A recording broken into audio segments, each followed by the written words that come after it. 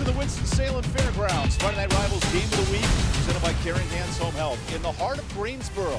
First matchup in 9 years. Dudley, Grimsley. We got a league title to hand out tonight. Two of the best programs in the region, and they're getting after it on a great Friday night for high school football. Thanks for joining us here in Jamison Stadium with the former West Forsyth head coach, Adrian Snow. I'm Evan Budrovich. This Grimsley program, the best in the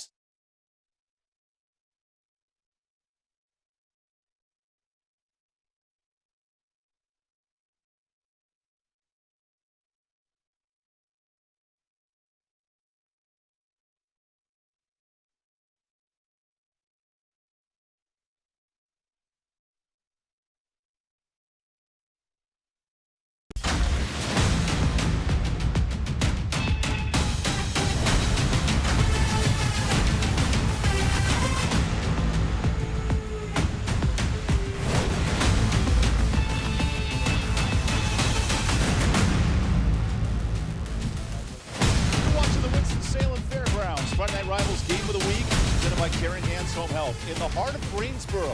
First matchup in 9 years. Dudley, Grimsley. We got a league title to hand out tonight. Two of the best programs in the region, and they're getting after it on a great Friday night for high school football. Thanks for joining us here in Jamison Stadium with the former West Forsyth head coach, Adrian Snow. I'm Evan Budrovich.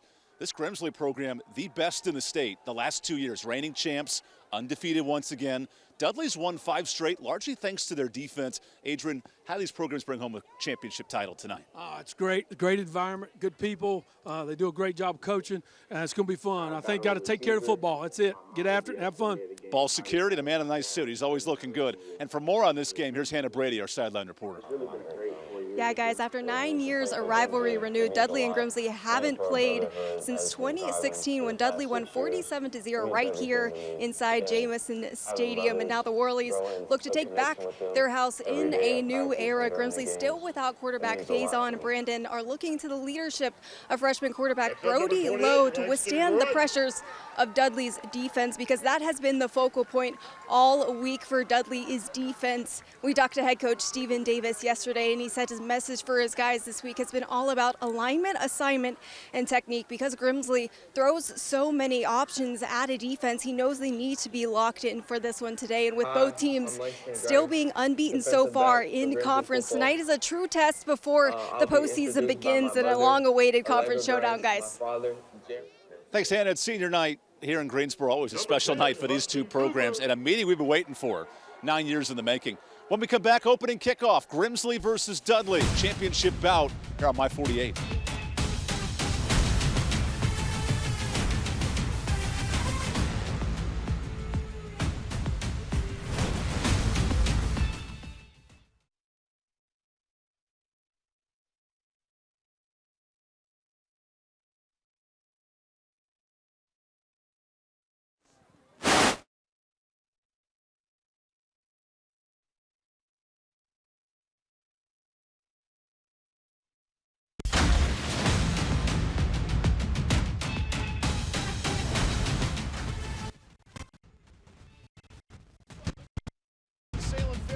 Friday Night Rivals Game of the Week, presented by Caring Hands Home Health. In the heart of Greensboro.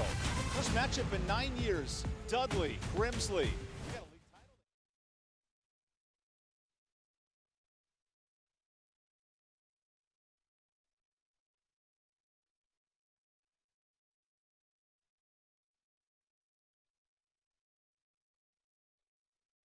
Versus Dudley, championship bout here on My 48. Back opening kickoff. Grimsley versus Dudley, championship bout here on My 48.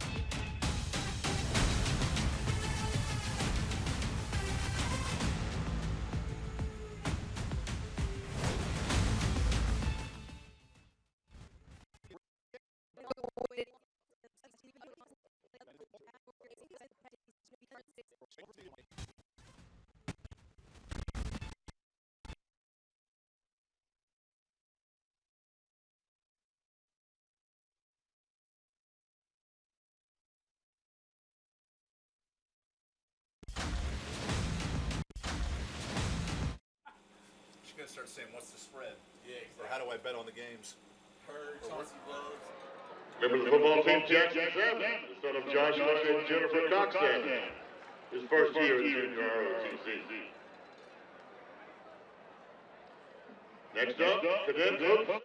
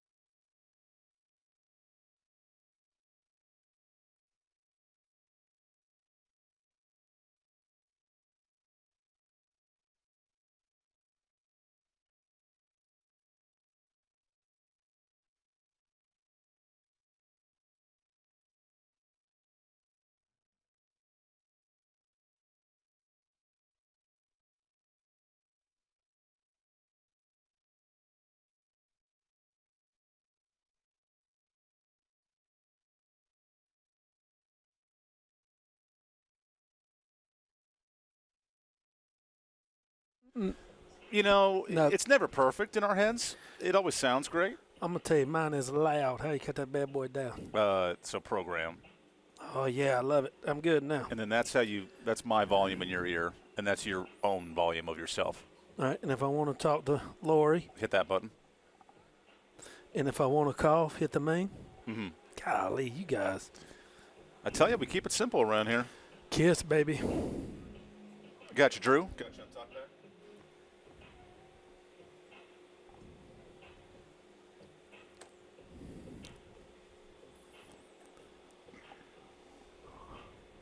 Hey, Lori, on program. Talk back.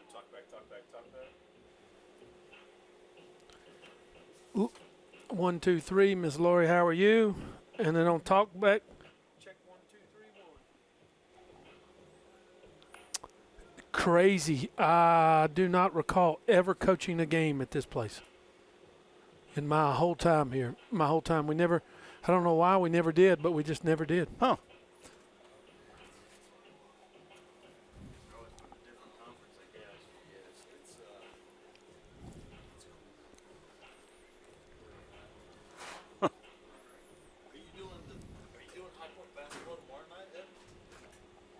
Yeah.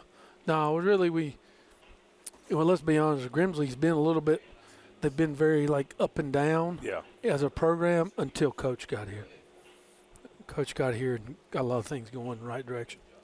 A lot of help, had good people, and he's amazing, too.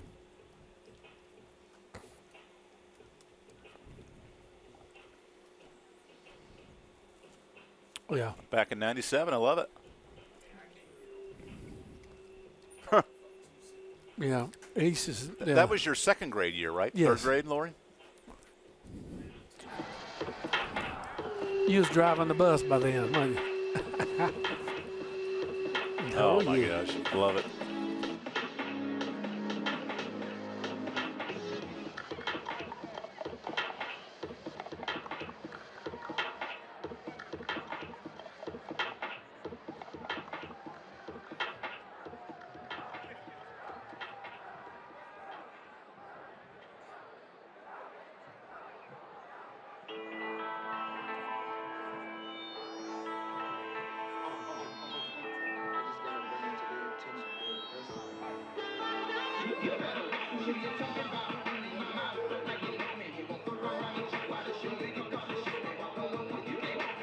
For so little. I mean, I don't think you can get very many people in there.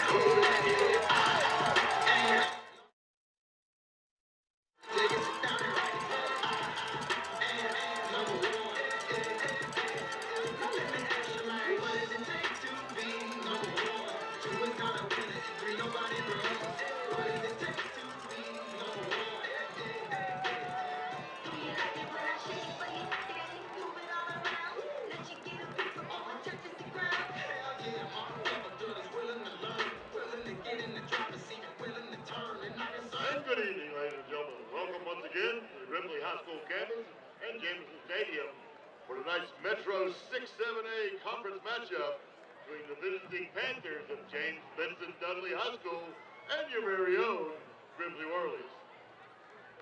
Tonight's contest is playing under the auspices, rules, and regulations of the North Carolina High School Athletic Association and the Metro 6-7A conference. Officials for tonight's game are referee Mike Ward, umpire Brad Warren, head line judge Wyatt Howard, line judge Jeff Lewis, and MAC judge Hiram Gardner. Just a friendly reminder about the use of offensive language directed towards players, coaches, or officials have no place in high school athletics and are grounds for removal from the site of competition.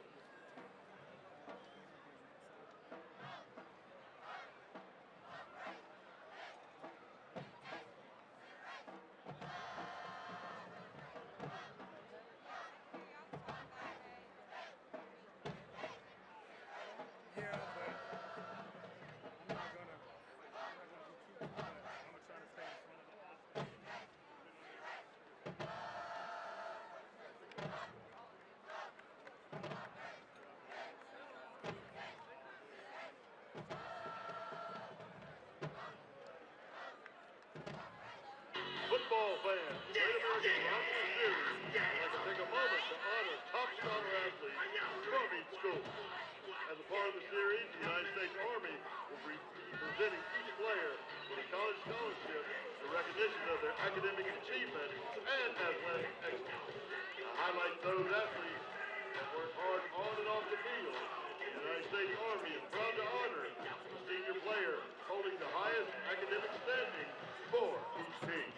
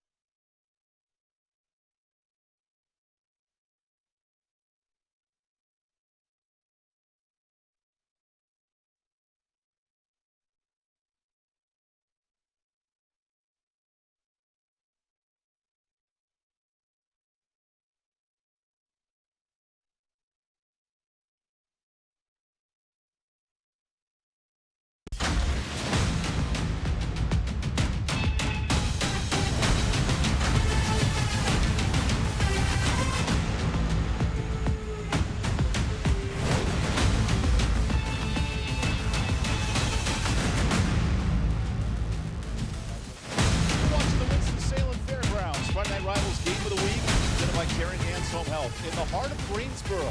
First matchup in 9 years. Dudley, Grimsley. We got a league title to hand out tonight. Two of the best programs in the region, and they're getting after it on a great Friday night for high school football. Thanks for joining us here in Jamison Stadium with the former West Forsyth head coach, Adrian Snow. I'm Evan Budrovich. This Grimsley program, the best in the state the last 2 years, reigning champs, undefeated once again. Dudley's won 5 straight, largely thanks to their defense. Adrian, how do these programs bring home a championship title tonight? It's great. Great environment, good people. They do a great job coaching, and it's going to be fun. I think got to take care of football. That's it. Get after it, have fun. Ball security, the man in a nice suit. He's always looking good. And for more on this game, here's Hannah Brady, our sideline reporter.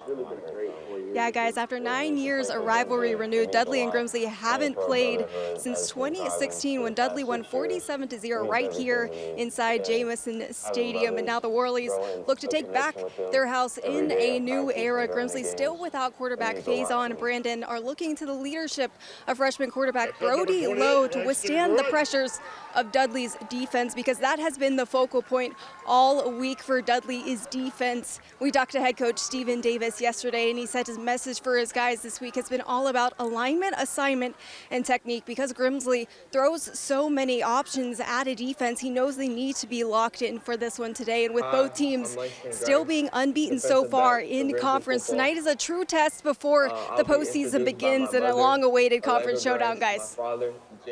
Thanks, Hannah. It's senior night here in Greensboro. Always a special night for these two programs and a meeting we've been waiting for 9 years in the making. When we come back, opening kickoff, Grimsley versus Dudley, championship bout here on My 48.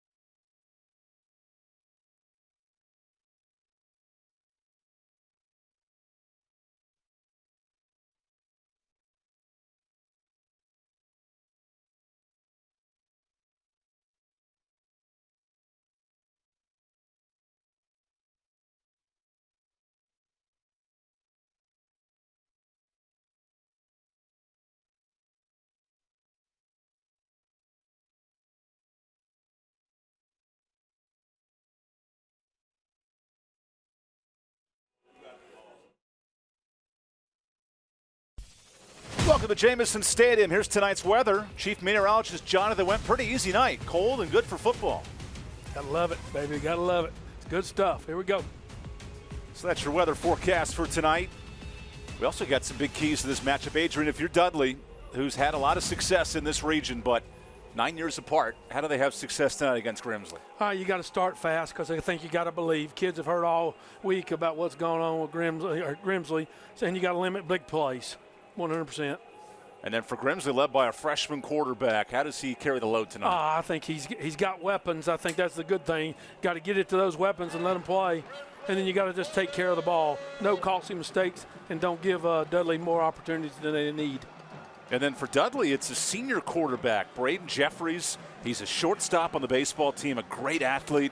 How does he help out Dudley offensively I'm going to tell you, watching him through the week, he's a player. I think as I watch him, he runs it. He's got great legs and moves, but he also throws it really well, does a great job, and he's a big key. Jeffries 10 touchdowns this year. They're going to need a lot of him tonight against this Grimsley defense. Yeah, I think it's so. But he's got some players around him too, so it's not like he's got to do it on his own, 100%. And then for Grimsley, you were all in love with Hudson Cooper, their star senior receiver. Listen to the coach. He reminds me of Slash, right? He does everything. Can play a little quarterback, play receiver, do some different stuff. He's a dynamic player, and you got to get into those people's hands. Slash, Edward Scissorhands, all the Halloween references this week with Adrian Snow in the building. Gotta love it. Gotta love it. Part of an offense for Grimsley. 45 points tonight. There's Darryl Brown, who's riding a 24-game win streak. Maybe the best program in the state and across the country right now. He does a great job. He's a good person. He's got a lot of people, good people around him, former head coaches and stuff on his staff. He's done a really good job and got some guys that are going to be head coaches. And then Stephen Davis for Dudley, a lot of success. 27 of the last 30 games they've won. Just short in a region final 2 years ago, building a great brand at Dudley. He's amazing. He's a great guy, great disciplinarian, does it right way. He's had great assistants as well. Some have moved on, which is cool. He's got some new ones now that have stepped in and done well for Coach. He's awesome. Love him. And in league conference, Dudley's 5-0. They've won 6 straight, largely due to their elite running game. And Grimsley, who hasn't dropped a contest in 2 years, they're looking to go back-to-back as state champions, but that all comes down to a league title game tonight. This is what it's all about. At the end of the year, you want to be playing for something, and you are, so it's awesome. Glad we get to be a part of it. Chase Holmental ready to kick it away. Adrian Snow, well, he's retired from coach. He's never retired from football. He's with us. Hannah Brady down there, Evan Budrovich here. Let's get this league championship party started for the Metro 6-7A league title. Get your mind right. Here we go. And let the games begin here at Jamison Stadium. Returnable kick for Dudley. Here's the star running back, Michael Boone. Boone gets a block to the outside, and a nice play out past the 30. Well, there's the starting early for Dudley, and Kingston Davenport gets 45 yards. Oh, it's great. I think it sets you up great field position, and now it's kind of got you to believe, and here we go. Let's get going, see what happens. Yeah, look, great return, great blocking. Had a missed tackle, but he just kept coming, and that's what it's all about. Did a great job, and they got the ball right at the 40. Here we go. Dudley fresh off a 54-point performance. Braden Jeffries excellent in that win over Southwest Guilford. But this is the heavyweight fight, the two best teams in this Metro 6-7 conference. Jeffries works here for his first play from scrimmage. That's a bad snap, but a nice recovery. And on the ground, an early hole. Look at that running room. Robert McCollum breaking into the red zone. Well, there's 40 yards in the blink of an eye. Sometimes the snap being bad holds the defense because they're thinking the ball's going to go somewhere else. And then all of a sudden, here you go. You know, made a good cut. Hey, the boys up front getting at it. Here we go. Good run, got you setting. We're pretty in the red zone. 47-yard run. Couldn't have drawn up a better start for Stephen Davis's program. Back on the ground here. Jeffries rolls, pitches. Tremendous pursuit by this Grimsley defensive line, escorting him out of bounds. Jaden Warlaw, Andrew Rogers, who played at Dudley a year ago, he makes that stop. 100%. Great job. Now we got some cloth down on the ground. Good option play there. But Grimsley did a great job stringing it out. That's what you're supposed to do. Here's the Mountain Fried Chicken starting offense. We noted Boone and McCollum. Yeah. 1,000 yards combined for those two running backs. Well, you're looking at a three-headed monster with Boone, Jeffries, and McCollum. I mean, their guys can run it. Here's our first flag of the night. Unsportsmanlike both ways. That's not a bad thing. Let's let them know that we ain't going to take no mess, but then again, we're going to still let the guys do what they got to do. So the kids have got to play. Sets up 2nd and 13 off the penalty.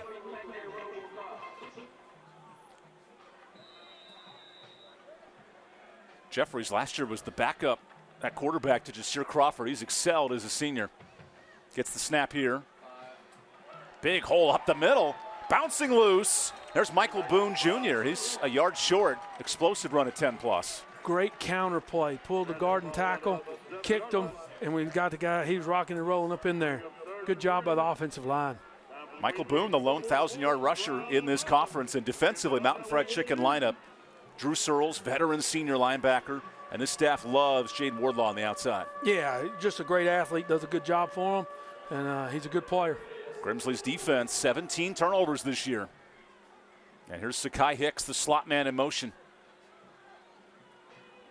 Back on the ground, and that's right at the sticks. Big decision, had to get to the 5, and they're just short. Going to be close, yeah. Do you go for it here on 4th down? I think you have momentum. You want to try to get going. I mean, it's a big play both ways because if you get a stop at Grimsley, all that they've done is big. But I think Coach will end up going for it here. See what happens. That's why he makes the big bucks. This is first-year offensive coordinator Denoris Best. He's been on the staff for multiple years, but a huge decision on 4th. Good guy, does a great job, Coach. He's been there with him a long time. He's a faithful assistant, done a great job. Brand new offensive and defensive coordinators for Dudley. Got to call timeout here. And that play clock was down to 2 seconds. It's okay. Get you something good here. I mean, just make sure it's right because I think this could be big. Big momentum.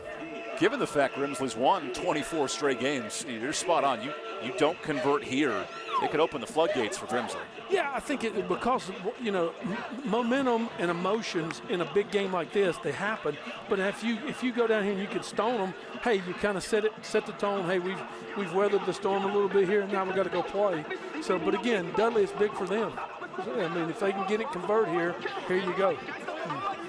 I'd go back and run the counter play that they ran to get the first down. Grimsley's defense last week surrendered 2 first-quarter touchdowns, special teams play, and then an 80-yard score. This is an important first stop for Joe Rigsby's defense. Coach Rigsby does a great job. They have really done a good job when it comes to they bring pressure. They're 3-men front most of the time, but they're always going to bring a 4th. So there's always going to be somebody coming.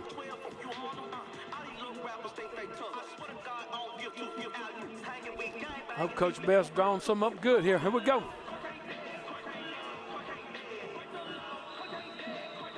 Dudley leaving the offense out on 4th and short. Quarterback counter. Jeffries finds Boone, cuts it up, and there's the first. Good conversion on 4th down inside the 5 to the 3. Came back, ran the counter play into the boundary. Pulled both guard and the tackle. Got him a first. Inside the Cook Reynolds red zone.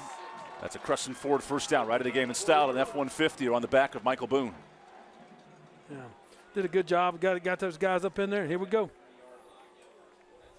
Dudley this year offensively, it's 300 yards rushing a game. Last year it was Nasir Newkirk and these great receivers that are now at the Power 4 level. Coach does it. He wants to run the football and play good defense. Here's 1st and goal. A blitz coming. Back to Boone. And gets half a yard there. 2nd and short coming up. Some tough sledding in here. You got a little different. Now they're bringing more pressure because you're down here close. It kind of makes it sometimes a little tough down in there. 47-yard run from McCollum opens up this drive for Dudley. Quarterback sweep here. I watched some tape earlier this week. I think could be something that could be good here because you got a leading with a back. And again, the quarterback he's a good player and he does a really good job. Jeffries. Here's play 7 of the drive. 2nd and goal. Jeffries powers forward, and he's in. What a start for Dudley, running the football right down Grimsley's throat for 6. Not a bad call by Snow. I said run quarterback sweep, and that's what we did. Nice play, good blocking up front. Give it to a good player, and he gets it in the zone. This Dudley program has dominated with offense in Metro League play. Efficient drive.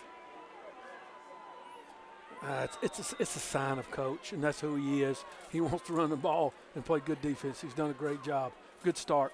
That's a run-a-home with a triad touchdown. Run-a-home where property owners find their perfect fit. And it's 7-0 Dudley on the extra point. We'll take the timeout. Adrian, how about the running game here of Dudley? Gotta love it. Gotta love it. Nice play. Good for quarterback. Getting ready to go. Nice.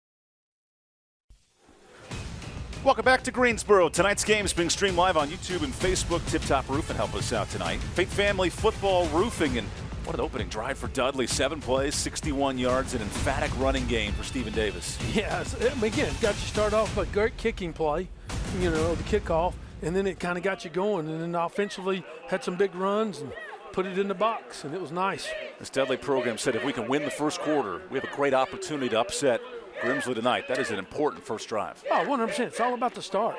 Kids these days is mentally, it's like, hey, can you believe? Because they've had a lot of people, you're playing Grimsley, da-da-da. But this is Dudley High School. Dudley High School football's been good for a while. So I promise you, they ain't going to back down. Coach is awesome, does a great job, and I know he's ready to roll too. This is a 50-year rivalry, a lot of tradition, 50th Yes. all-time meeting, a lot of history. Yes. They've been 9 years apart, but now they're friends again in conference play. And here's the short pooch kick from our Scholar Athlete of the Week. Andre Cummings sends it short. And Grimsley gets it out to the 34. That was Michael Williams, the star running back, on return. Yeah, those pooch kicks, man, can be tough as a coach because now you got to deal with it and make sure you catch it. But guy got it, and here we go. Now we're going to see if they can respond. Coming into the year was Faison Brandon's show, the 5-star All-American. He's committed to Tennessee. Now Brody Lowe, the last 10 weeks, impressive as a freshman. I watched his first high school football game. The dude can play. He can spin it, and they do a good job of getting him into good situations. He anchors this Mountain Fried Chicken starting attack. 17 passing touchdowns for Lowe. The lefty goes quick outside. Finds Caden Cato, star receiver. And Cade makes a couple men miss. There's a gain of 7 on first down. They just do such a good job of making you defend the whole field. You just don't defend the box. You got to defend the perimeter. And they get him a good throw, easy throw early, and get him rolling. An offense with 5 different receivers that have scored a touchdown. They spread the ball very well here at Grimsley. Yeah, Coach Tripp is awesome, does a good job, and he's been doing a good job for a while. Now the tight end in motion. Here's a quick second down toss. Great explosive play. Streaking down the sideline, and Cato's caught. Good pursuit by Robert McCollum defensively. Again, make you defend the whole field, give you some eye candy with the jet sweep action. But at the end of the day, we're going to turn around and get out there to the player. Got the big 75 out there making something happen. Here we go. Cato, who missed the opening game against West Charlotte, but he's been explosive in the last 9 weeks. And he showed it there. That was a gain of 30 right out of the jump. And this young freshman, Brody Lowe, unfazed by a big moment. Here's a handoff. Williams into a pile, and he's spun down by Zayden Carter, the junior defensive lineman. Yeah, just ran a little counter action, looked like. Again, jet sweep action. Used to call it eye candy. We want to get them linebackers thinking something else and then stick it up in there. This Mountain Fried Chicken defense, Devin Cotton has 15 sacks, an elite pass rusher. Yeah, big kid, long. He leads the state in sacks this year. But now it's 2nd and 6. But that's the good thing about the screens. They don't give those kids a chance to rush. Slows them down. Brody Lowe, the first freshman that this Grimsley program's had in 6 years to start as a first-year player. And he feeds it inside. To have that composure, that ability to run this offense, what's impressed you about Brody Lowe? I think that you said the word, composure. Again, I watched him against West Forsyth his first start, and I'm going to tell you what, I walked out of there going, I am impressed, because it was a great environment, very much like this, and he looked unfazed. He might have been. I always just talking about being a duck. Got to be calm up top, paddling like you know what underneath. And in this region, think of Jacob Smith at Reagan 2 years ago. True freshman wins a playoff game for a program over Winston-Salem. Here in Greensboro, it's all Brody Lowe tonight, and that's incomplete. Wanted Hudson Cooper on 3rd down. Great coverage to break that up. That was Jazeer Watson. Nice play. Nice play. Got him out in space. Again, threw it out there. Another screen. Threw it out there. Hey, guy came, made a good play. It looks like Cooper's kind of indecisive there on that catch. I think you got to look it in. He's looking to try to see what happens. And so here we go. Looks like they're going for it on 4th. Chase Holmental has a decent leg. He's hit 45-yarders this year, but leaning on the quarterback, Brody Lowe. We got about 4th and 5 here. Again, I would dare to venture you go come back with some type of screen. That's what they've been running. Lowe on 4th down. Quick toss. It's well blocked. And there's the first. Nice jet sweep to move the chains. Nice jet sweep. Got him speed, space, and here we go. Make something happen. That's a scholar athlete for Grimsley. Kyan Battle, the senior slot specialist. Yeah. Again, like just treat him like a running back. Get out there, get the lineman out there in the space, and got to make a cut. Kyan Battle, Koski Barnes, Caden Cato, all with college opportunities at the next level. Unbelievable. And they just got so many guys. You know, last year it was the running back. Now it's all the guys on the perimeter. Now in the red zone, here's first down. Right back to him. And Battle spins, and the football comes loose. Hold on, was he down? Yes, I think so. Yeah, he was ruled down at the 5-yard line. Very dangerous. Yeah, it looked good. And then I saw the football and also saw a helmet. Yeah, that forces big D lineman Zayden Carter out, and Skylar Williams comes in. Ran a little counter, GH counter. There goes the helmet. There goes the football. And here's what I used to tell guys. At the end of the day, don't ever put it on the ground. It might be down, but don't put it on the ground and give an official a chance to make a mistake. Michael Williams, the tailback there. Williams gets it here, hits his own man, and Williams spun down. He's just short of the end zone at the 2. Very shy. Again, a lot of motion, but again, the motion is not so much about giving it to him. It's about basically getting the people on defense to look at it so you can stick it up inside there. 24 rushing touchdowns this year for Grimsley. So explosive. And now a quick timeout to discuss. That's the defensive timeout for first-year coordinator Pat Neal. Yeah. I don't know, just trying to make sure you're getting everything right. I mean, you're down here close. It's 3rd and short. So, I mean, 3rd and goal. But, I mean, if you can get a stop here we go. I mean, gives you a lot of momentum, so I understand it. Darryl Brown earned over 100 career wins earlier this year at Grimsley. He noted his first matchup 9 years ago. His team got a difficult loss, right? They were blown out by 40-plus. He was excited to see his Grimsley team all these years later respond against Dudley. Yeah, you know, he talked about I think it was 47 to nothing to be exact. But I think the thing about it is he talked about this in our meeting about how they've wanted to play for so long and they just couldn't match it up. It wasn't because one team was scared of the other. It just never worked out because they were always working around a non-conference. So now it's in the conference, and here you are, big matchup, big-time football on a Friday night in Guilford County. The battle for the city, the battle for a league title. Yeah. We're not just handing out my 48 trophies. We're handing out everything tonight. Yeah, it's going to be a whole lot more than that. Grimsley, top 20 in the state and in the country right now. Playing some elite football, but here they are on 3rd and goal. Here's Hudson Cooper now in at quarterback. Slash. Cooper signals a man in motion. And he keeps it. Cooper stays forward, and he's in. Gosh, there's some big blocking out there on the perimeter. Hudson Cooper following that big blocking, and he punches it in for a nice 2-yard score. Yeah, when you bring him in, he adds an element of the run, right? And that's why he's there. You know, so he gives you a chance. I mean, low is great, but that's probably not his forte. Now you put it in a good player's hands, and when you do that, they make you look like you know what you're doing. Grimsley back-to-back 3rd downs to punch that in. And now the kicking game. Chase Holmel, who won a state title with a field goal last year. He goes right back to it here after the run home of a triad touchdown. Where property owners and tenants find their perfect fit with better interest rates these days. Good news for America. There's an extra point. We're knotted up at 7 apiece. We'll take the timeout. 5 minutes to go. High score in first quarter here early. Yeah, great drive. Got to finish. Again, you had 2 3rd down conversions and got it to a great player, put it in the zone.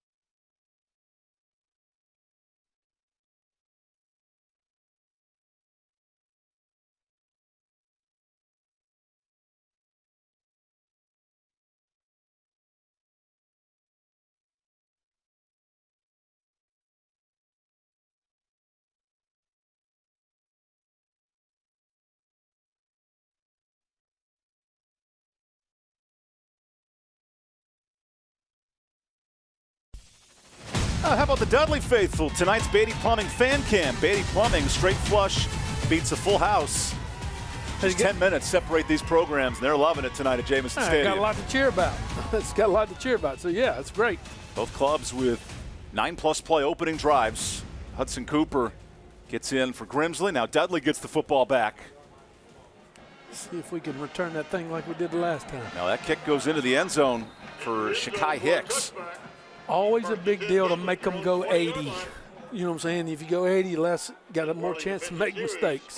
Well, the first drive, it was a 47-yard run that sparked it. How do you replicate that if you're Dudley? Well, I think you got to go back, and a lot of emotion was in that game, but in that drive. But now it's come back and let's do the little things right.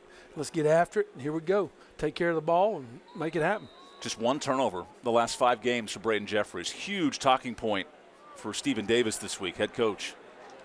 100%. You got to take care of football. And that's any get football game. Dudley started the year 0-3, but played 3 teams ranked in the top 25 in the state, including Cardinal Gibbons at the 7A level. There's a quick stretch handoff, and that's erased. Yep. No gain on first down. Had a little fumble there at the end, but I think he was down. The man was doing it. Trying to string it out. Grimsley did a great job stringing the run, and here we are. You know, second 9.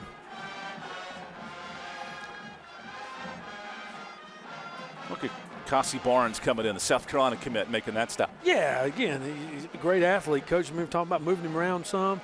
Yeah, you switched from safety to like a nickel linebacker. Yeah, outside linebacker, yeah, long. They love his speed on defense. 100%. Helps you out. You ever have athletes like that? You just pick around spots and put them somewhere? Yeah, they're called good ones. They're called players at the next level as well. There's a short gain of 1 on second down, collapsing on Michael Boone. Yeah, I mean, I think now you see Grimsley's kind of getting into what's going on. I think that's a part of it early. You got to figure out, hey, how are they trying to attack us, and what can we do to make an adjustment? And I think that's a part of what we've set in the first drive up until now. Coach Rigsby's kind of got him over there drawn up on the board, and here we are. So it's 3rd and 9 for Braden Jeffries. 3rd and long, it's tough situations. Motions out, Kuzmina. Jeffries running. He spins out of 1 and loses the football. That's a fumble, and Grimsley's all over it. Yeah. Andrew Rogers facing his former team with the recovery. Big play. Big play. You get it. Nothing wrong with the scrambling, but you got to take care of it when you do. I think he was trying to look down the field, see what he could see, and end up getting knocked out. And that's where, you don't want that to happen, because now you give him short field, and here we go. Again, trying to scramble, just end up getting hit, and it happens. What an emotional response for Rogers playing his former team, and he gets a fumble and a sack right there. Back to work low. Slant route incomplete. You don't see many drops from Caden Cato. Sometimes it happens. Great pitch, great. Just didn't have the catch piece, right? Hey, the World Series is tonight. You got to be able to do both. Yeah. Good old Shohei Ohtani, who can pitch it, hit it, and do everything. Well, he's the best probably to do it in my lifetime. But at the end of the day, sometimes it happens. So as a player, guess what you got to do? The most important play is what? So your team Shohei over team Babe Ruth? Oh, 100%. Best to do? Well, the problem is that my man, I like him because he's in my lifetime. I never got to see Babe Ruth. I got to see Shohei Ohtani play. Pull up the old clips one day. There's Kyan Battle in motion and a whistle. Got a little timeout action. Darryl Brown wants to talk it over for Grimsley.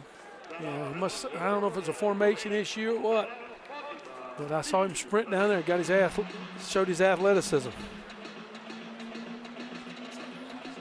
Yeah, Coach Tripp will get them right and see what happens here.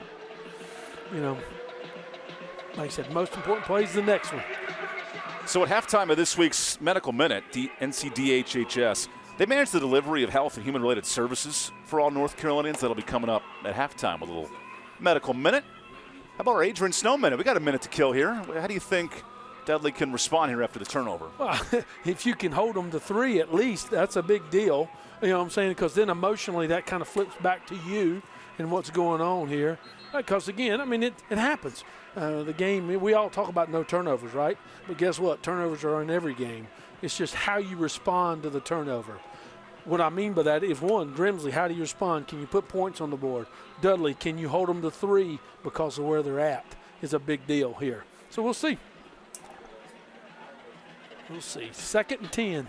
Grimsley's offense, it's 55 points a game in league play. They have rolled through this Metro Conference. Undefeated, but the offense is clicking here in the month of October. Little screen action right here.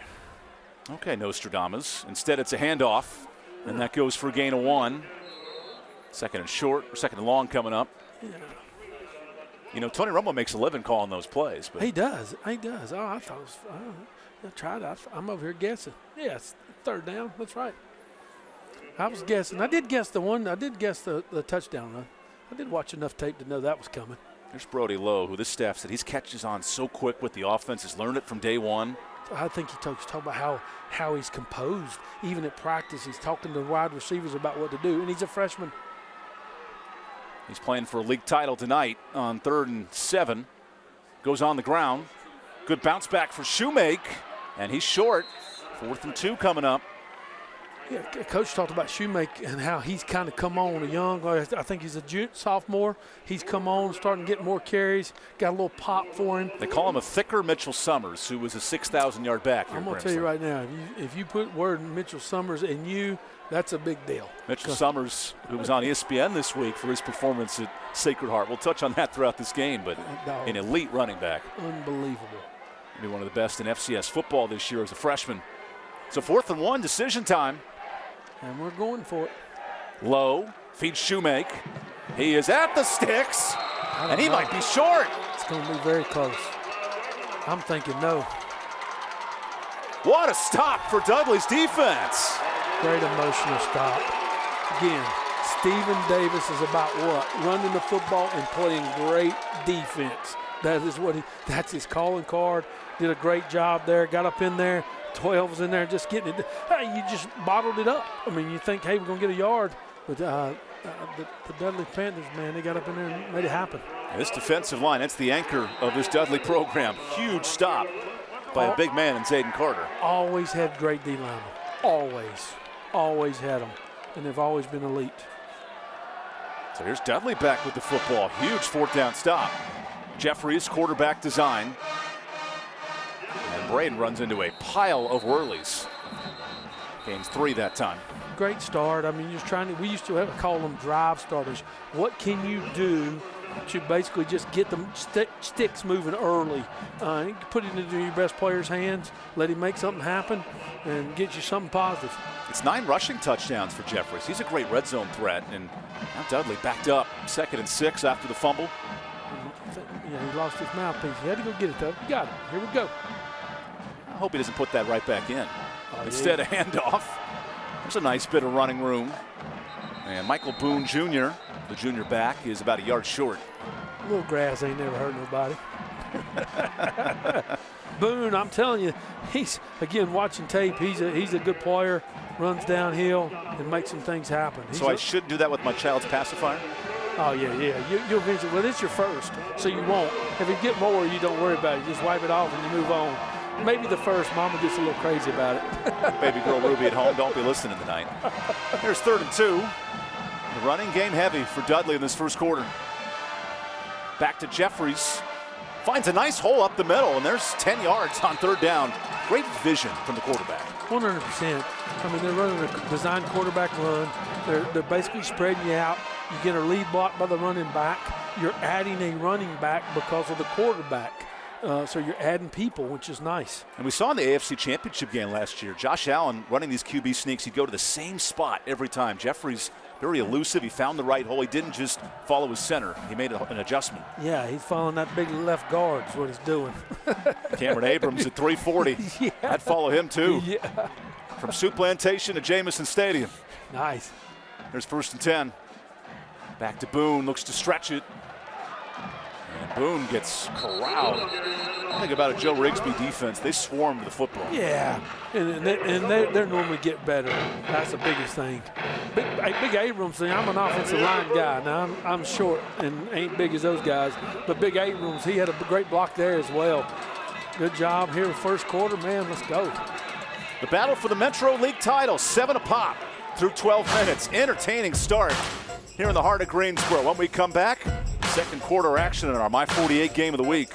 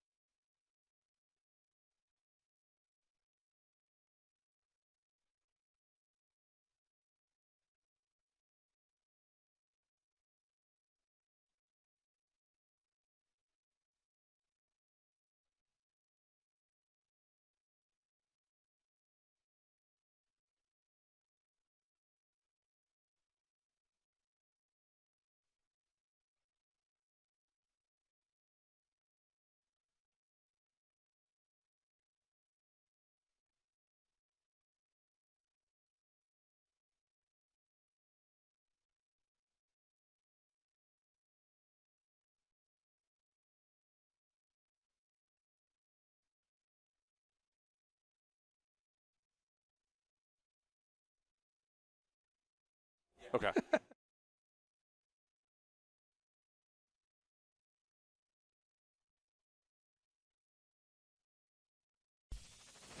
Welcome back to Jamison Stadium. These Grimsley Whirlies, they're top 20 in the country in high school football right now. What a battle with league rivals and city rivals. Dudley Panthers. Contrast to styles in the first 12 minutes. Yeah, I mean, I think the great thing about it is a lot of people love what Grimsley's doing, and they do a great job. But the Dudley Panthers, they're not enamored. I mean, they've come here to play, and it shows. Dudley 14-1 a year ago, just short in the state playoffs. They have a ton of experience. But first-year starter Braden Jeffries moving the chains. Here's second and long. His first pass of the night. Deep shot, incomplete. Excellent coverage. And the safety, E.J. Davis, came over. Long throw. Far hash to the boundary. That's a chuck. Did a good job, but also gives the defense a chance to do what? To get over the top and make a coverage. So that's one of the big things there. I used to always get on to my conference coordinators throwing deep balls that way. Not to say you can't do it, but that's one of those things that happens. Well, last year's offense had Nasir Crawford, double-figure touchdown, C.J. Neely, now at Boston College, and then Cordell Bartley, who's also in the ACC, 1,000 yards. There was so much talent on the outside. 100%. I think you got to figure out times to take your shots. You know, now you're third and long, so let's see what we're going to go back to, Coach Best. Vermont Carmack, he comes in for a quick discussion, but now a delay a game. Going to make it third and longer. What's your philosophy? Do you use a timeout in that spot, or you let the penalty kick in? I think there I would probably have called a timeout, and the reason being is just because I don't want us to be too far back. And again, it's a field position game ultimately in football, so I think I probably would have called one there just because. That was Dudley's first pass of the night, 1 quarter in. And there's a long 3rd and 13 for Jeffries. Jeffries rolls out. He elects to run it, and a late flag on a hard hit from Battle. He'll be short of the sticks. It's a hold. Which negates the run. But you're probably going to decline it and make them punt it, is what I would think he would end up doing here. Hold on the sprint out. Happens a lot when you sprint out, especially if you're reaching them. But I think he did decline it. And for those watching at home, the home press box is on the opposite side, so we're not doing mind tricks with you. They're looking the right way. Hey, they got 2 press boxes, so it's nice. That's why the Whirly is facing the other direction. It's all part of the home design here at Jamison Stadium. Been that way for a while here. A great TV setup on this side of the field. So here's the punting unit. Andre Cummings to boot it away. Short kick. And takes a Grimsley bounce out past the 45. Yeah, kind of like my golf shot, right? Backing it up. I don't think he meant to do that. He wanted to release it. It just didn't happen. Now bringing that defense back out. Here we go. And this offense worked with such elite timing on that first drive. Ball was out within 1 to 2 seconds. Yes, 100%. I think that's a part of getting him going and seeing what was going on. You know, probably the second drive happened because of basically they were down there at the goal line, so they didn't have as much space. So now you're back out here in midfield and see what happens. You know, in the game I watched them early in the year, they're a big screen team, perimeter team. Led by the tight end, Rutgers commit DJ Howerton up top. Here's Cato stretching outside, and Caden gets 5 yards on first down. Grimsley's ability to feed the wide receivers in different ways, that makes this offense tough to stop. Well, at the end of the day, you're treating them like running backs. You know what I'm saying? They're athletes. So you put, at the end of the day, I used to always say, you put in athletes' hands and make them look like you know what you're doing, and that's a good thing. That's a sign of a good offensive coordinator. You find ways to get it to the people that need to get it, you need to get the ball to, and let them do things like that. Well, in this region, think of Mount Tabor last year. Snook Peterkin, the Virginia Tech standout. They gave them the ball in all different spots. Yeah. Won 8 games last year. And this is pushed out of bounds. First down completion here. Thought a really quick, just hitch. Nothing wrong with it. You don't have to be pretty all the time, run all these concepts. Run about 6 yards out there, stop, and let's throw it and hit it. Now we're losing a little momentum. It's a tip-top roofing first down, and the officials have to get the chain set before play's ready to go. No chains in the NFL anymore. I kind of like it. Yeah, I watch the Broncos a lot now with my man Jaquan McMillan. Did you watch that 33-point fourth quarter? I watched the whole game. Yeah, you did. I watch every game he plays. You a Sunday ticket guy? Oh, yes, have to be, because I mean, that's my guy. I mean, he's like my son. I watch him every night. Me and my wife, our Sunday is always about the Broncos.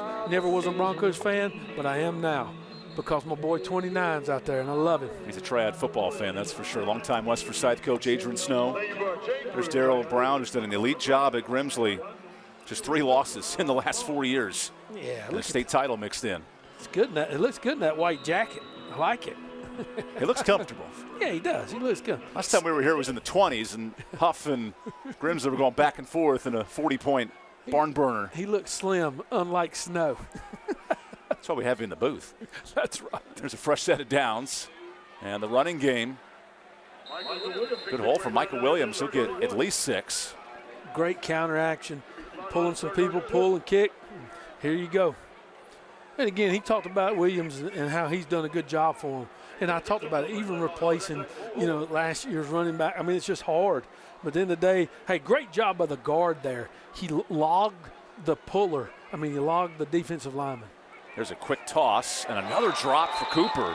Hudson typically with elite hands, but that right through his fingers. But I'll tell you what, even if he'd have caught it, the Dudley Panthers were on it. Great job by out there on the perimeter by the defensive back. Did a good job. I mean, we're just throwing a little slip screen out here. 23, I think it's right. Yeah, Jazeer Watson. 13, yeah. Stop. Yeah, great job. He was right there on it. Speaking of Michael Williams, his dad, Toby's the running back coach, and that connection's so fun to see unfold this year. I think as a dad, get to coach your sons, they got to be awesome. Just being around you, I mean, that's ultimately what you want to do. You want to be around your kid. You're going to enjoy that as you go. That incompletion, though, sets up 3rd and 4. Shoemaker in the game at running back. And a toss to Battle. Cayenne follows a block, and he's just short of the sticks. Good stop defensively.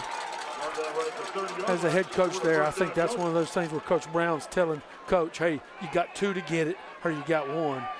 So you kind of know, kind of going in, what you're going to do. So looks like we're rolling, so we're going. So the heavy package comes in. Skylar Williams, a 4th defensive lineman in for Dudley. Yeah, and here we're spreading them out wide. I don't know if it's going to be one of those things where you're going to throw a screen out here and try to put Here's space. 4th and short. Low with it. Low goes end zone. He's taking a shot and a catch. Hudson Cooper finds his golden mitts in the red zone. Great pitch and catch. Great pitch and catch. Sometimes you got to take a shot. And they did. 35 yards into the breadbasket of the star receiver, his 10th score. Nice job. I think it's one of those things there, depending upon coverage, you probably got man coverage here.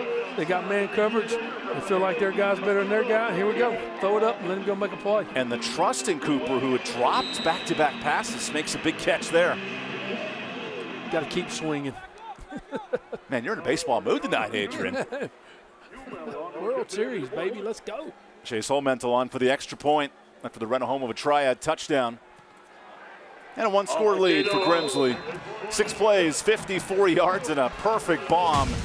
Talk about putting this in the breadbasket. Lowe finds his senior standout. 1-score game early in the second.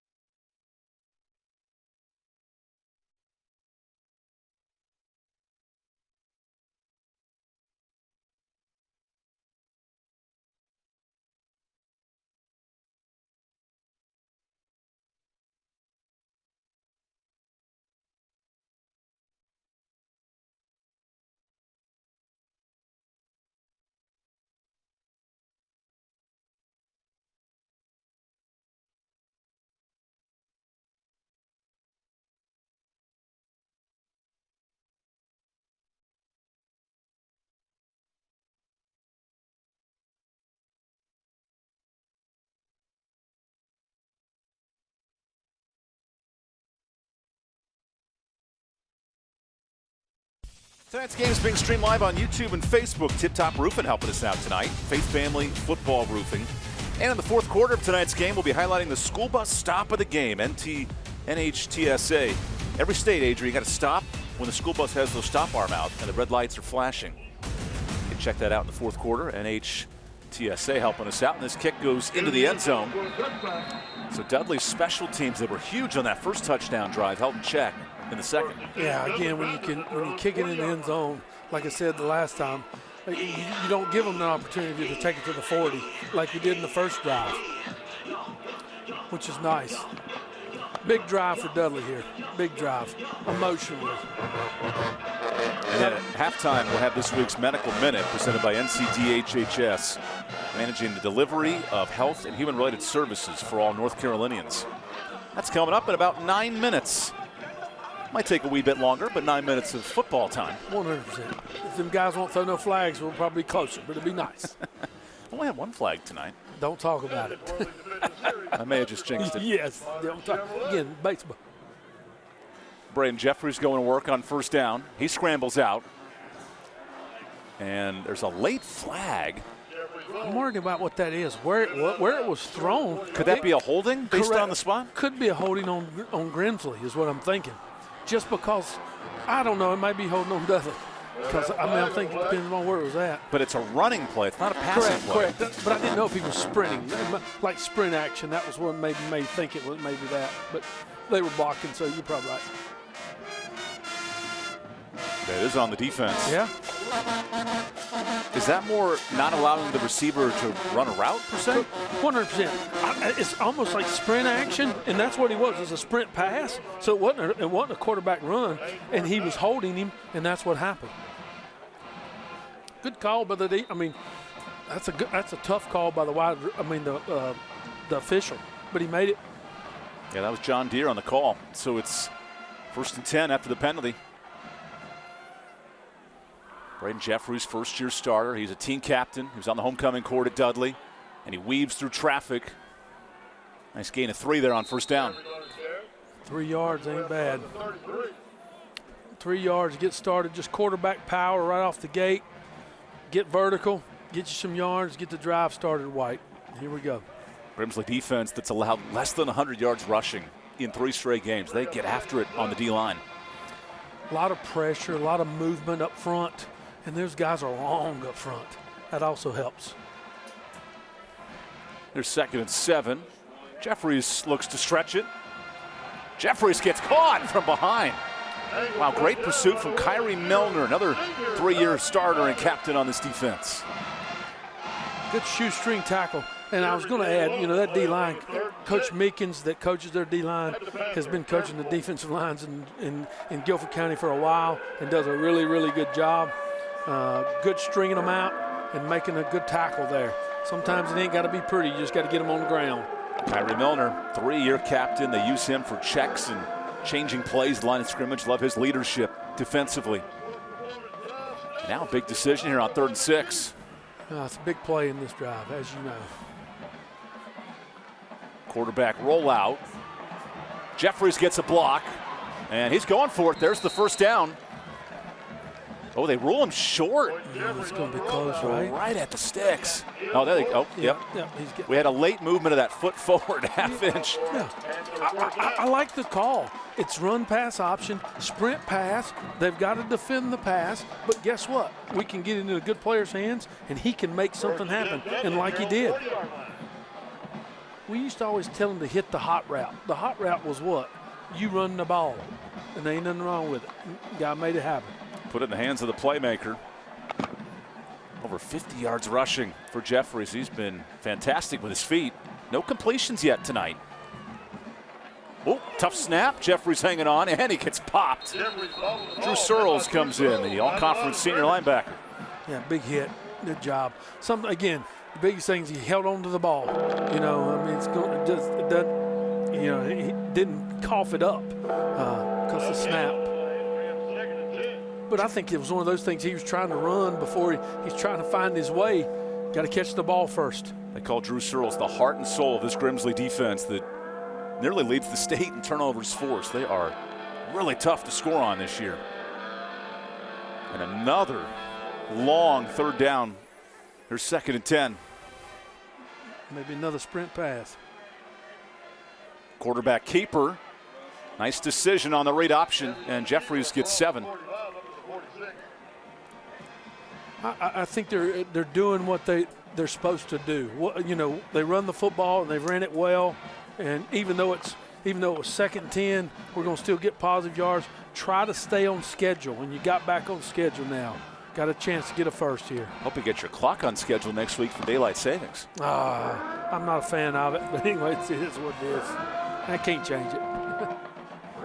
We might have to change that next year if the politicians get their votes right. No, Lord. They got to open the government first. Them dudes anything, that's another story. Here's 3rd and 4, and the play clock's ticking down to 4 seconds. Boone in motion, and he gets the snap. Jeffries on a nice block, and he follows his Dudley convoy for a first out to midfield. Well, the playbook's pretty simple right now, but it's working. Yeah, I'm one of those things. It's nothing. If it ain't broke, don't fix it. And at the end of the day, get it to a good player's hands. Let him get first downs and make good decisions, and he's doing it. How about 100 first half yards rushing for Dudley so far? Yeah, and again, what that's doing is that's keeping that offense off the sideline. You know, their offense is standing over there. You can't get it to those wide receivers if they're over on the sideline. A drive had started back at the 20. Jeffries, bad snap, and he makes something of it. He'll get 3 yards there. I don't know if I'm going to say it was a bad snap, but he was looking at it before. And a late whistle. Golly. Who was pushing who? They're trying to stay out of the middle of it. Yeah. In a game like this, I understand they got to take control. Here comes the penalty. Oh, it's on the defense. Yeah. So that'll escalate. Put you in the word I was looking for was expedite. Expedite that drive. Yeah, I can't spell it, but I understand it. So. Pop in an SAT word or two every once in a while. Yeah, exactly. There's nothing wrong with that. That just get you in your territory now. It's just. Let's watch the end of this play. Yeah, again, drop the snap again, and then here it is. They're just getting in there together, and probably a little bit more extracurricular. And the white hat said he didn't want it, and guess what? That's why he's got that little yellow hanky. He made it happen. That was Kyrie Milner with the spin down. So now from the 33-yard line, good field position, but movement here for Dudley. Yeah. We used to always ask, who are we trying to trick here? Sometimes we'll trick ourselves. Who are you trick-or-treating next week with, though, is my question. I'm going to set a bucket of candy out on the stoop. Oh, yeah. And let them have at it. And when it's gone, it's next gone. Friday is the last week of the high school regular season. Yeah, I don't know what I'm doing next Friday. I don't know. You going to be with us at Reagan and East Forsyth? I might come over and hang out and watch. Yeah, I might see. Yeah. And it looks like West Forsyth's about to clinch the CPC here later tonight. They're rocking and rolling right now, it looks like. Rocking and rolling. Nice. There's 1st and 10 after the penalty. Jeffries. Oh, no one's out there. And it's almost picked. Not on the same page with Sakai Hicks, the sophomore. Yeah, I think we definitely had a misunderstanding of what's going on. It almost looked like it was like a screen and go, and we just didn't have the go. You know, definitely. That's what it looked like, and that was tough. That ball was a sitting duck for E.J. Davis, who has 3 picks this year. It was almost like a punt. Go back there and fair catch it, and let's go. 2nd long. Dudley's been on schedule this entire drive, working the head of the sticks. Still got 2 downs here. No completions today for Jeffries. He throws this time. Now he runs. And Jeffries spun down. Loss of 2 there. Yeah, I mean, I think they're trying to get him a completion for him. But again, my thing there is if you can make a run and get it positive, you got 2 downs to get something. And he tried to make something out of nothing. You know, again, he just didn't see it work. He's trying to make something happen. Just slipped on the ground. Big 3rd down play. Looks like they might call timeout here. Yeah, play clock's down to 10 seconds. Yeah. And 20-year head coach Stephen Davis is standing right by the official. Yeah, Coach Davis is letting that clock run down as long as he can. shorten the game here and see what happens. Got that toothpick in his mouth. Coach Wood always has a toothpick in his mouth. A pencil in his ear and a toothpick in his mouth. Always. But I'm telling you, he's one of the best guys in this business. And he's always been doing it the right way, respectful, like his kids do. His kids do an amazing job. I'm in school there a lot with what I do job-wise, and he's amazing. For a Dudley school that started 13-0 last year, they were rolling in this part of the state until they lost to West Charlotte deep in the playoffs. Last 2 years, Dudley and Grimsley have been as good as anyone in North Carolina in terms of success here in North Carolina. 100%. Like I said, everybody talks about Grimsley, and they've been great, don't get me wrong. But those Dudley boys have been pretty good too. And they've done some great things, and I think you probably use that as a little bit of motivation. And you see Coach, he's right in the middle of it. I mean, he's down there coaching it. You know, he stands off, he lets his guys work, but when he needs to get involved, he gets involved. Big third down. So the question is, you don't get it here, do you punt them deep and try to pin them and try to make them drive it? Because you play pretty good defense here. Dudley is 3 for 6 on third downs, but that's been on the ground with Jeffries. I don't know if it's been this long, yardage-wise. Have to get to the 21-yard line. Jeffries runs out of time. He fires a fastball incomplete and pass interference. That's Ramir Harris-Dupree, who's upset in coverage. Yeah, you know, it looked like they were trying to throw the fade ball, and then they double covered him. They were to the single receiver side. Looks like we had the fade ball. Hey, they had it covered. He tried to make something with his legs. He ended up making it. I'll be honest with you, he's definitely, I mean. That's early. Yeah, and he's holding him. His hands are around his waist. Again, if you're on the Grimsley side, you don't like the call. But when you look at it like that, you got to understand it. I get it. Now, in the high school game, it's just the 15-yard penalty. Not automatic first. Not the automatic first. But third and short. But you still got 2 downs because you don't count the down. So that's a big deal. Now it gets you back on schedule, and you can do what you really want to do, run the ball. Michael Boone, the 1,000-yard rusher, checks back in for Dudley, but it's been the Jeffries show tonight. I bet he's going to tote it again. Here's 3rd and 2. Nostra Snowadamas finds Jeffries, and he's spun down. Loss of 1 there. I think he played into their strength. You got to follow the back. If you look at the back runs up in there, lead up in the back. We all know sometimes you want to bounce it, but when you bounce it, you basically play into Grimsley's strength. Got long kids that can run. So Boone's up in there, follow Boone up in there. Stretched it out, and made a play. Great stop by Cassie Barnes in this defense.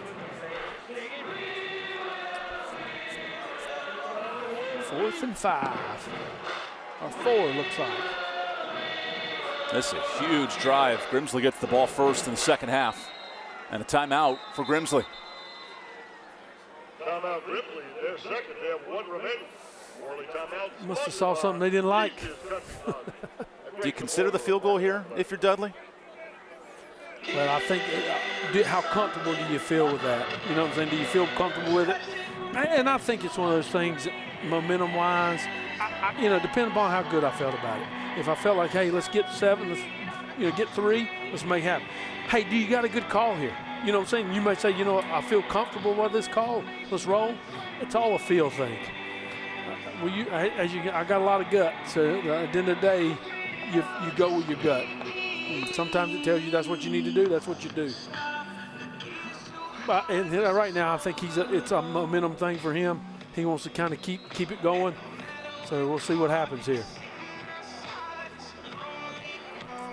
Longest win streak active in North Carolina. These Grimsley Whirlies searching for a 25th straight win. It has not been easy here in this first half. Dudley has dominated time of possession. They're running the football, but face the 4th and 4 here. Again, you're keeping their offense off the field, and that's a big key. Because they are explosive. So both Boone and McCullum on the pitch here on 4th and 4. Yeah, 2-back action. Jeffries Play action. He's rolling. Jeffries dodges Rogers. And Jeffries throws a pick. Intercepted. Great snag by Cassius Bostic. And that's Grimsley's 10th pick of the year. Great job. Great job of the defense finding a way. I'll take the timeout. How about this stop by Grimsley? Yeah, just a good job, good pick, and here we go, making something happen.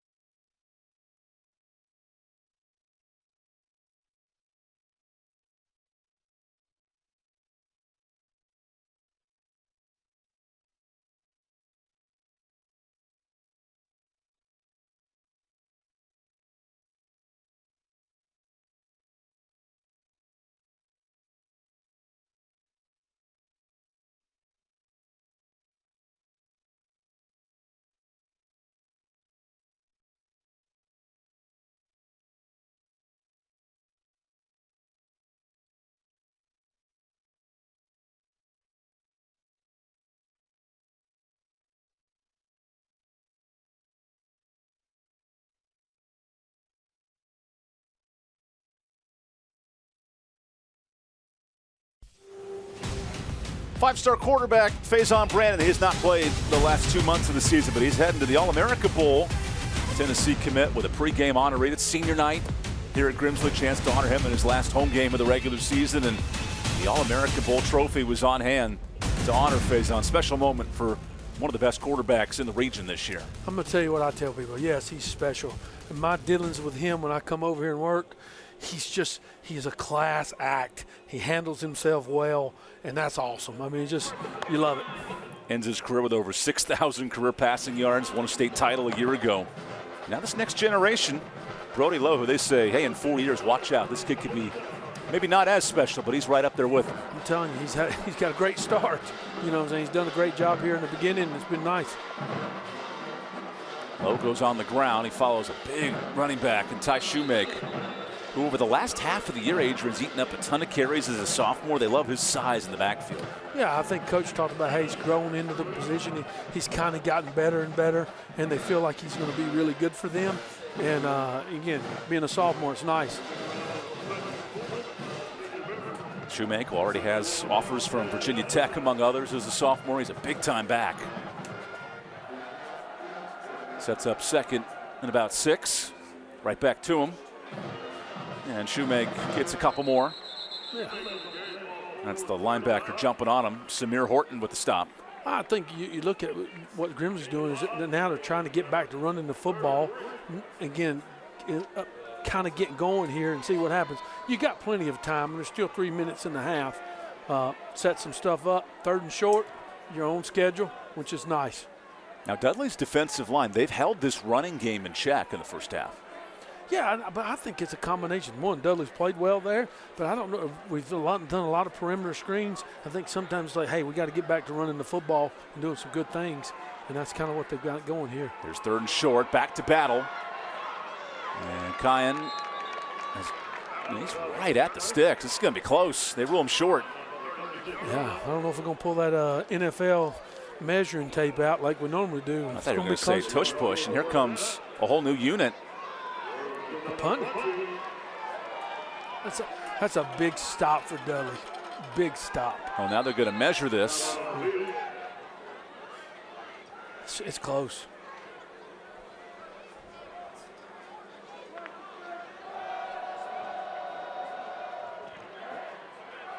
The only thing this does, it gives you a chance to think about what you want to do. So stay tuned for the My 48 halftime report. We'll have this week's Tatum and Atkinson Scholar Athletes, interviews with the coaches, principals, and more. My 48 Sports, your home for local sports. Looking where it started, I think it's going to be a little short. And here comes my favorite part of high school football. Will the chain game be accurate and straight? But if we get it on path, I think we'll get the spot here. We got one chain guy going over there, one chain guy waiting for the rest of the chains. Did the chain break? The chain snapped. Yeah, I think it did. Now we're going to get the 10-yard marker and attach it Oh, my gosh. to the device. So now everybody's going, what's going on? Is that 10? Is that 11? Yeah, the Dudley people are going, oh, no, don't. What is going on? Put the cap back on. It must have snapped with all these no-huddle plays. Did the chain magically get longer in that minute? We're going to see. No, he's definitely short. That's a full yard. Yeah, he's short. And the chain just snapped again. God. Who needs the chain? Okay, no. So he's short, right? He is definitely short. And his short top. That's like me and you with a belt. We just keep stretching that belt out, hoping it fits. I promise you. Oh, there's the rest of the chain. So if this becomes a chain malfunction the rest of the game, I'm not sure how we handle this. Two things. As a program, you always got multiple sets of chains, and you basically are you got somebody ready to fix it. So it'll be good. Now, who's the handyman here on this Grimsley campus? That presents a good question. They got somebody. Evan Fancourt, who's a great athletic director. He'll find somebody. Coach Fancourt, I think I saw him on the sideline. His mind is like, oh gosh, we got to get this fixed. Got to find a way. But it still looks like they're going to punt it. That's a tremendous stop for Dudley's defense. I think it's a great stop, but it's a big mental thing that you got that stop at this point. Because if they went down and put it in zone, it's 21-7. It's just a different looking game.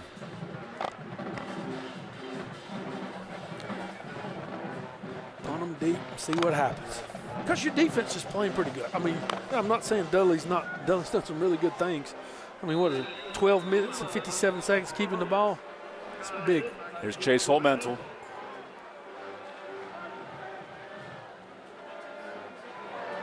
Holmental sends it away. And a fair catch there, the 25. At the 24-yard line. It's good. Take over there. Hey, my man called it. That is the lost art in high school football, catching the punt. So many people are scared to make the play. They drop it, lose yards. My man called it. That's awesome. I'm a fan.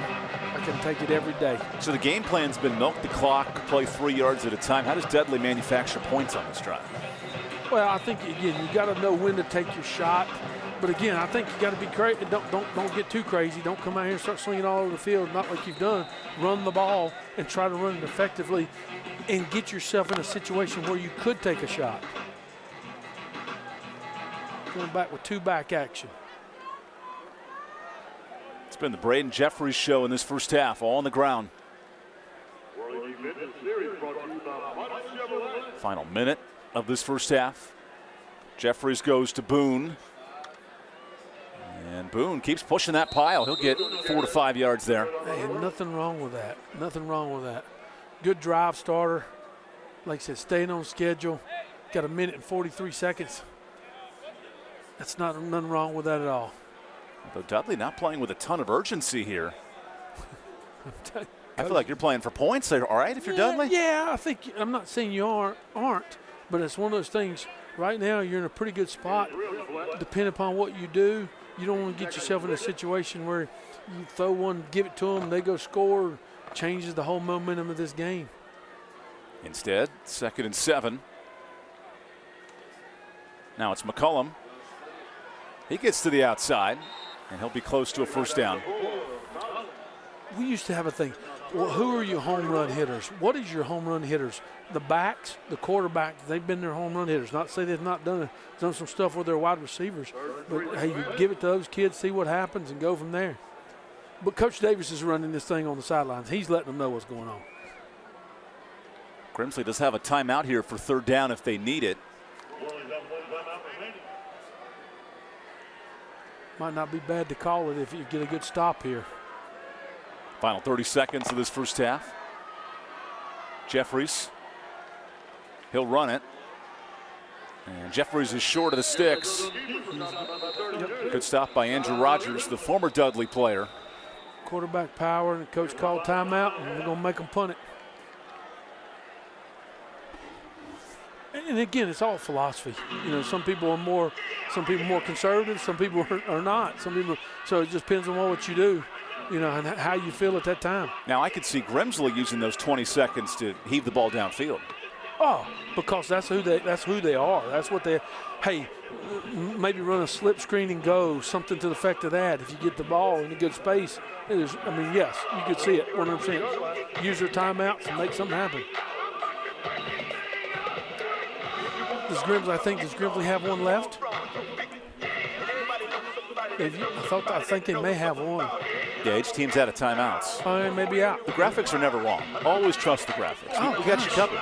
Golly, I didn't see I'm learning. Well, see, there's yellow dots underneath the names, and then when they use the timeouts, the dots disappear. Gosh. That's called elite graphic work. And right it's there. called training. You're training in the snow. I get it.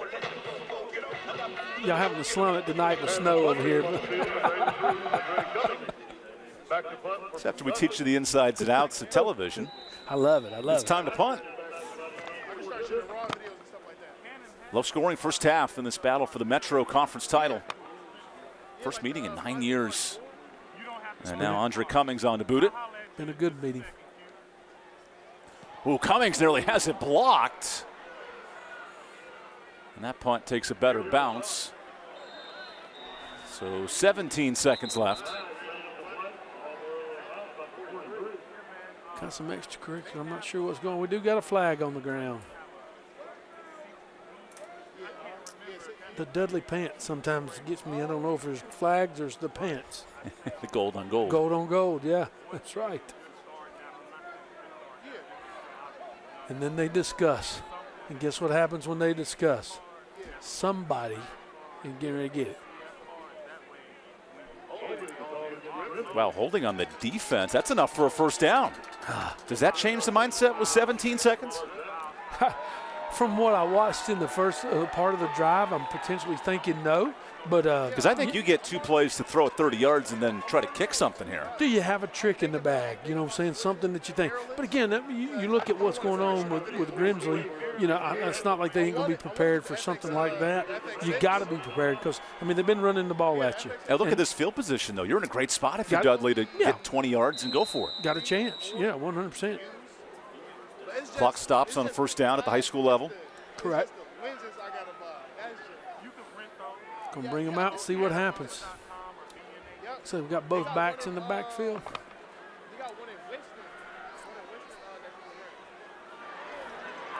Fresh set of downs after the penalty.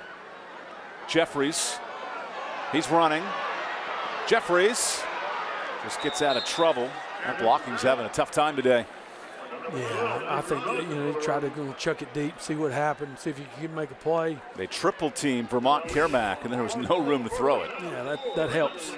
That ends a competitive but low-scoring first half here in Greensboro. Braden Jeffries running for his life all night, but the defense of Dudley doing its part, holding Grimsley in check through 2 quarters. I think both defenses are playing pretty well, they're doing the best they can.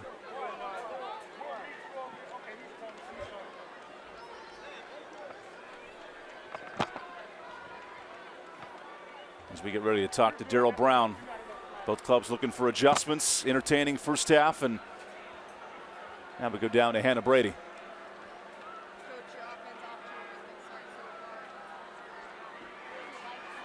Or do you want to see in the second half? I hadn't liked very much. I think we're playing very undisciplined, selfish football, and I think we got to be a lot better in the second half. Defensively, how do you continue to stop the run of the Panthers as well as Robert McCollum? Yeah, other than the first drive, no, we've done a pretty good job defensively. They have picked up some big runs, but I think we're playing better up front, and I'm rallying to the football a lot better. Thanks for your time, Coach. Thank you. Well, stay with us. We have a whole lot more coming up here on the My 48 Halftime Report. Coming your way next.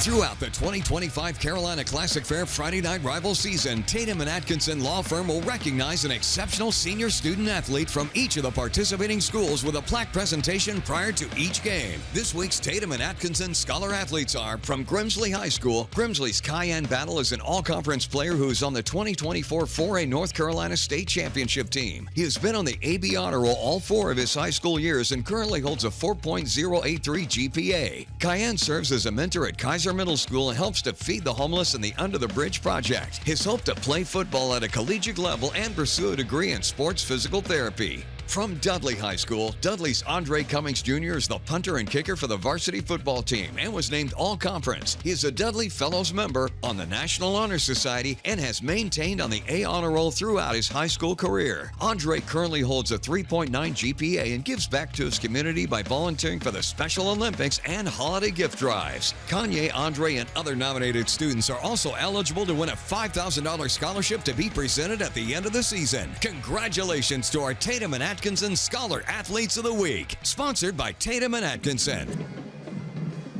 You're watching the My 48 Halftime Report. My 48, your home for local sports. I'm Hannah Brady, now joined alongside the principal for Grimsley High School, Jed O'Donnell. Jed, thanks so much for taking a few moments. Thank you for having us. It's wonderful that you're here again at this incredible game. 2 historic schools, a huge crowd celebrating everything that is great about high school football. Well, I mean, speaking of great football, an undefeated season so far, how does that success on the football field help the success in the classroom as well? Yeah, it permeates every part of our school culture, both in the classroom, in the hallways, in the cafeteria, on the field, in the parking lot. It's great for our community, it's great for our students, and it brings that school pride in everything that we do. Speaking of pride, I mean, a great turnout tonight. Just talk to me how important it is to have, such strong community for the Whirlies. Yeah, 2 amazing schools. We love Dudley High School. Obviously, we love Grimsley High School. 2 historic schools for Greensboro. And it's great that we're coming together for such a positive thing. And it's been a great game so far. You're nearing the end of the year. What are some of your hopes for the rest of the school year? Well, obviously, we want to keep it going. We want to keep it going as far as we can and retain the championship. But we also want to make sure that we keep the community spirit, keep the support from our parents, do well in the classroom, exceed growth again, and just do everything that makes us such an incredible school. You love Grimsley. You live and breathe it. Just how honored and proud are you to be the principal of Grimsley High School? It's an incredible school. I'm just a torchbearer for the legacy of this school.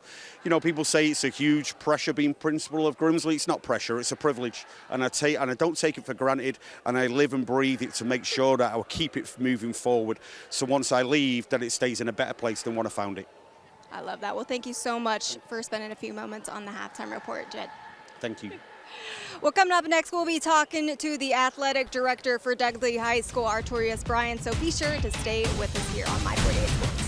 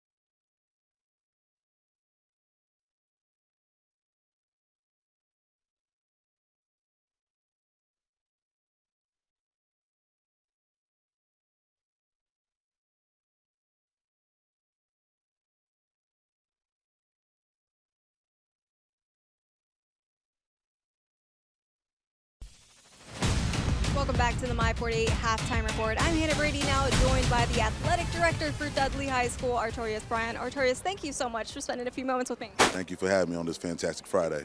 It is a fantastic Friday, and also it's been 9 years since Grimsley and Dudley have played together. Just what are your overall thoughts about the rivalry and just the game tonight? My overall thoughts, I'm just happy that we're back, able to play this game. It's been about 9 years, and just to get the community out, this is what they've been wanting to see since 9 years, so it's finally time, and I'm happy that it's here. Talk to me a little bit about Coach Davis and just the culture that he's instilled at Dudley High School. Oh, yeah, Coach Davis, happy to have him. One of the greatest coaches that I think to come through the state of North Carolina, one of the winningest coaches. With me being a former player of his, I think he built a great culture here. The kids love to play for him, and he helping build kids into men. Yes, great culture. Now, this is an away game, but it looks like a home crowd here. Just talk to me how important it is to have the community support and just kind of what role that plays.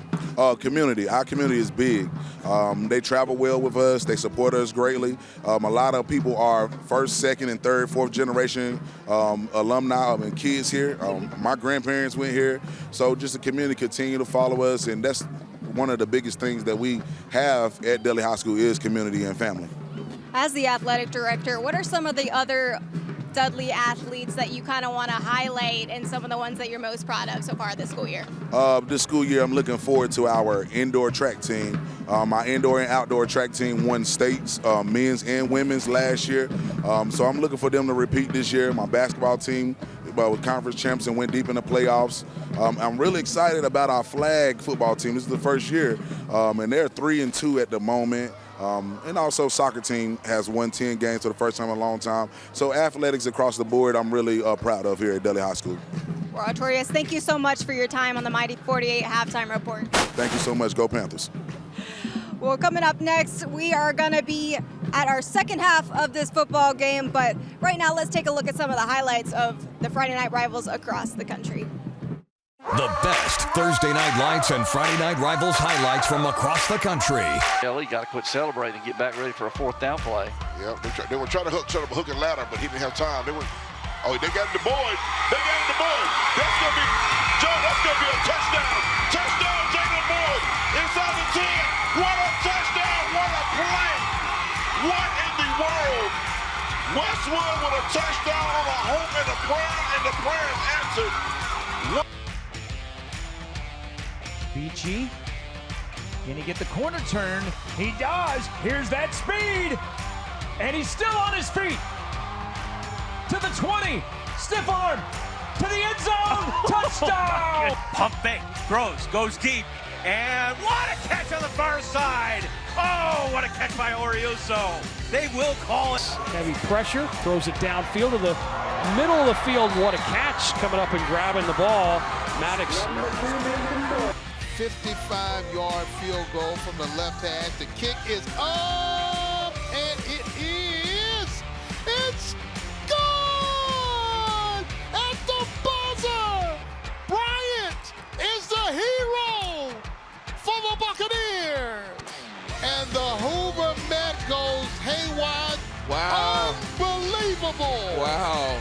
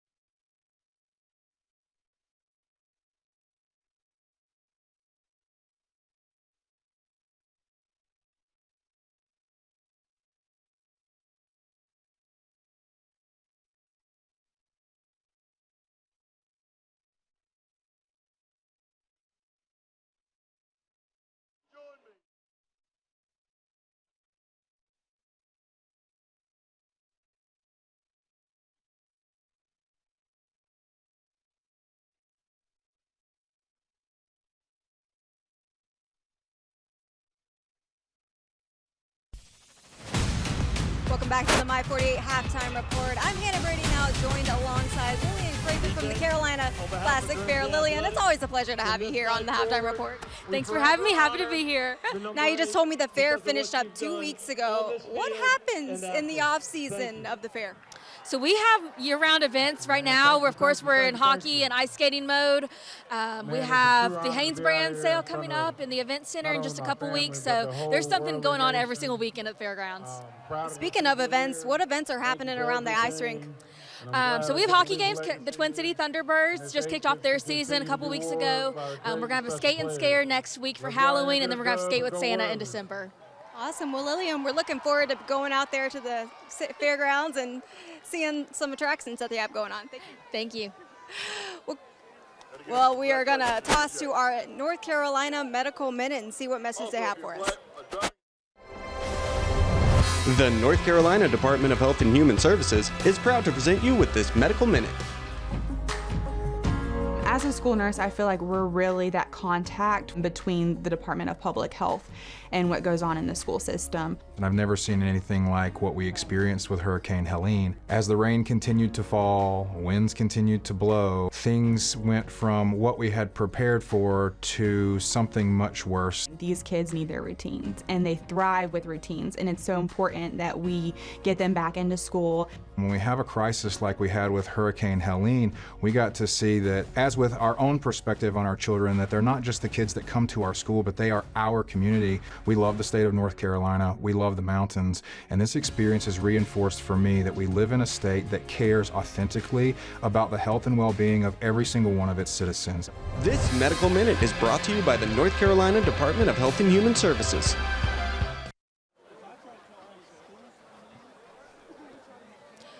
Coach, obviously not the start that you were probably looking for in this first half. What was your message in the locker room? Keep playing hard. We made some mistakes, but we are playing hard. And I think if we continue to play hard, good things will happen for us. And talking about your defensive line, I mean, they've been putting to work in this first half. What do you like from them? Their effort. They're going all out. They're reading their keys, and they're making some plays. Thank you, Coach. Best of luck in the second half. Thank you. Back to you guys. Look at Hannah having a blast down there. Look at us having a blast up here. Adrian Snow, Evan Budrovich. What'd you think of that first half? Oh, man, that was a good first half. I think it's why we wanted to – well, this is why you wanted to be here. You thought it was – I mean, it's a big heavyweight fight, and they're slugging it, and here we go. It's the Braden Jeffries show for Dudley, and then Grimsley balanced, but they've struggled in the red zone tonight. Yeah, I think it's one of those things, you looked at what Coach Brown talked about it. He wasn't happy with the way it went, and he wants to get them ready. But then you look at Coach Davis, what they just did. I mean, they had a pretty good first half. I know you didn't score what you wanted to score, but great time of possession, kept them off the field, so not bad. And we got you in a suit and tie, so we're doing something right this Golly, this does not work. Let's roll some highlights from that first half, because early on it was Dudley who came out explosive on special teams and took advantage of this big return. Yeah, great return right off the gate, right out of the gate, and set you up. I mean, you get the ball at the 40-yard line, it's nice. So the running game got going. Here's McCollum for 47. Yeah, great run, good job, good blocking by the big boys up front, and then we stuck it in the zone. Dudley strikes first, and Grimsley comes immediately back with some quick pitch and catch. Yeah, speed and space. Get it to people and let them make plays, and they did a good job with that. That was Caden Cato early, and then Hudson Cooper punches it in. Yep, a little counter action, made it happen. That was a big play right there. When the big fumble gave him some momentum. Until that defensive line gets a stop. Great stop, great momentum. As Hannah said, putting in work. And they have been. They're rolling on that defensive line. Here's the fourth down touchdown. That's the difference to Hudson Cooper. Yeah, big shot, made a play, and it happened. This interception closed out a late Dudley drive, and that's our score at halftime, 14-7. It's senior night here at Grimsley. Entertaining league title bout. When we come back, thoughts from the Grimsley staff in second half here on My 48.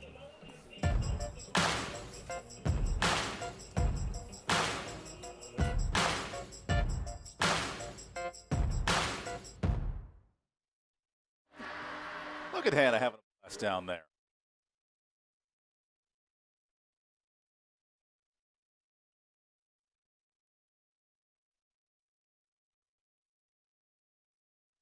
Back to you guys.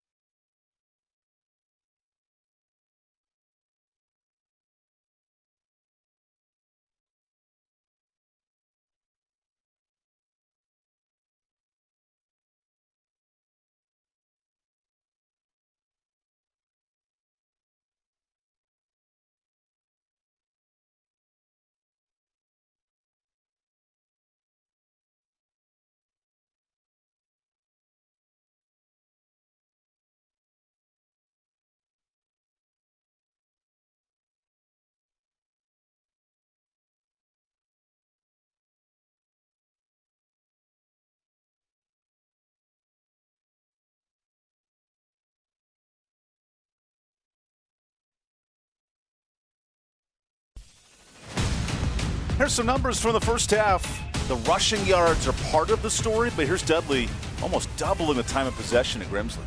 That's the big key, because you kept their offense out of rhythm because they didn't get as many reps. So it's a big deal, 100%. That interception we showed you in the first half as well for Dudley late. Grimsley, meanwhile, their first two drives were great. Couldn't find their rhythm in the second quarter. Yeah, I mean, I think it's getting stops on third down and get them off the field, and, you know, and then you feel like you got less possessions. Press a little bit. This is a big drive off the get-go because you want to get momentum, get going, and here we go because, you know, it's big just to kind of get it, set the tone for the second half. The first 4 minutes in the second half is always big. So Andre Cummings to boot of the way, our Scholar Athlete of the Week at Dudley. He's got a 4.0 GPA, smart kid. Here's a better kick. And there was a fair catch called for. Yeah, even if you do not catch it, wow, because you fair catch it, they have to stop.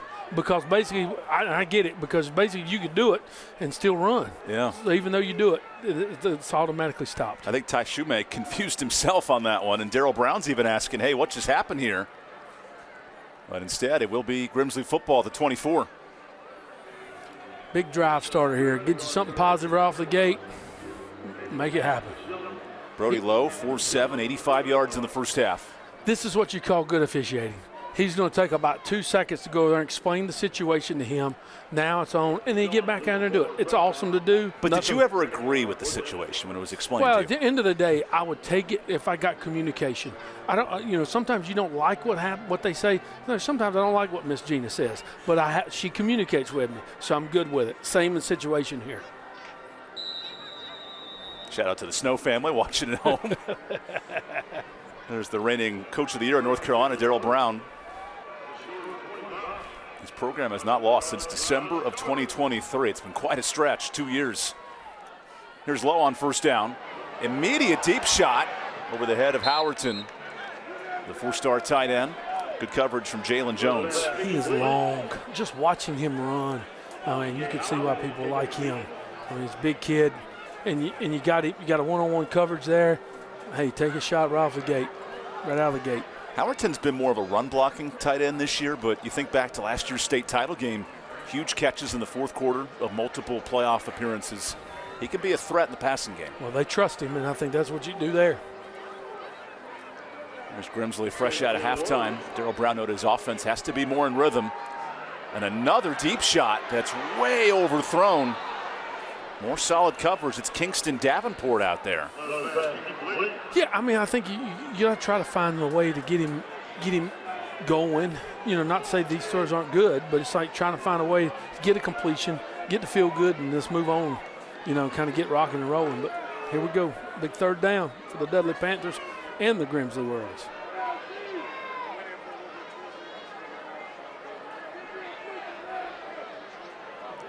Lowe's played one game within one score since he's taken over at quarterback. It's been rolling in the last 9 weeks. And that was an out-of-state game against Verena up in Virginia. It was a very competitive matchup. Which I talked to Coach Brown after the game. There's Lowe on third down. More pressure, and Lowe gets out of it. Until then, the sack. Great pursuit by Robert McCullum. Good pressure by the Dudley defensive line. And like I said, they've always had great D linemen and got to them, which was nice. Going to be a big field position battle here now. Going to get it around midfield, which is awesome. Big stop for Dudley out of the halftime break.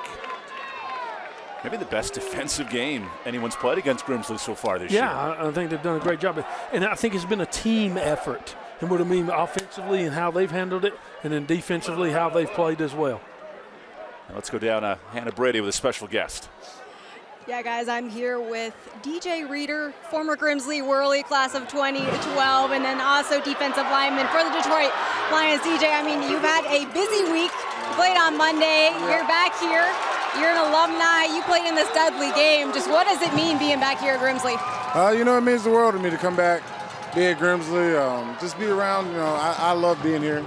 I love being in Greensboro with these kids, with these people. And so to me, it's always special to get back to this place. What did this program mean to you, and what did it teach you as you went to your collegiate career as well as your professional one? I think just for me, it was like just being a part of a team. You know, football to me is the best team sport you could do, and you got so many different pieces. And I think being here specifically just taught me, you know, to persevere.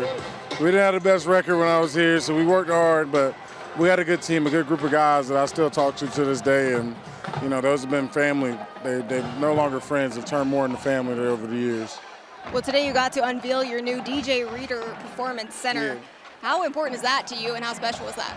I think it's super dope. And I think to me, it's super important for those kids to have a nice, up-to-date place for them to go work out. You know, it's a part of all of it. You feel good. You're in the weight room. You got efficient equipment. It makes you a lot better player. So I think, you know, that's super important. Any thoughts on what Grimsley needs to do in the second half? Got to put up some points. I think we need to throw the ball a little bit more in the second half, go up top a little bit more, but we'll see.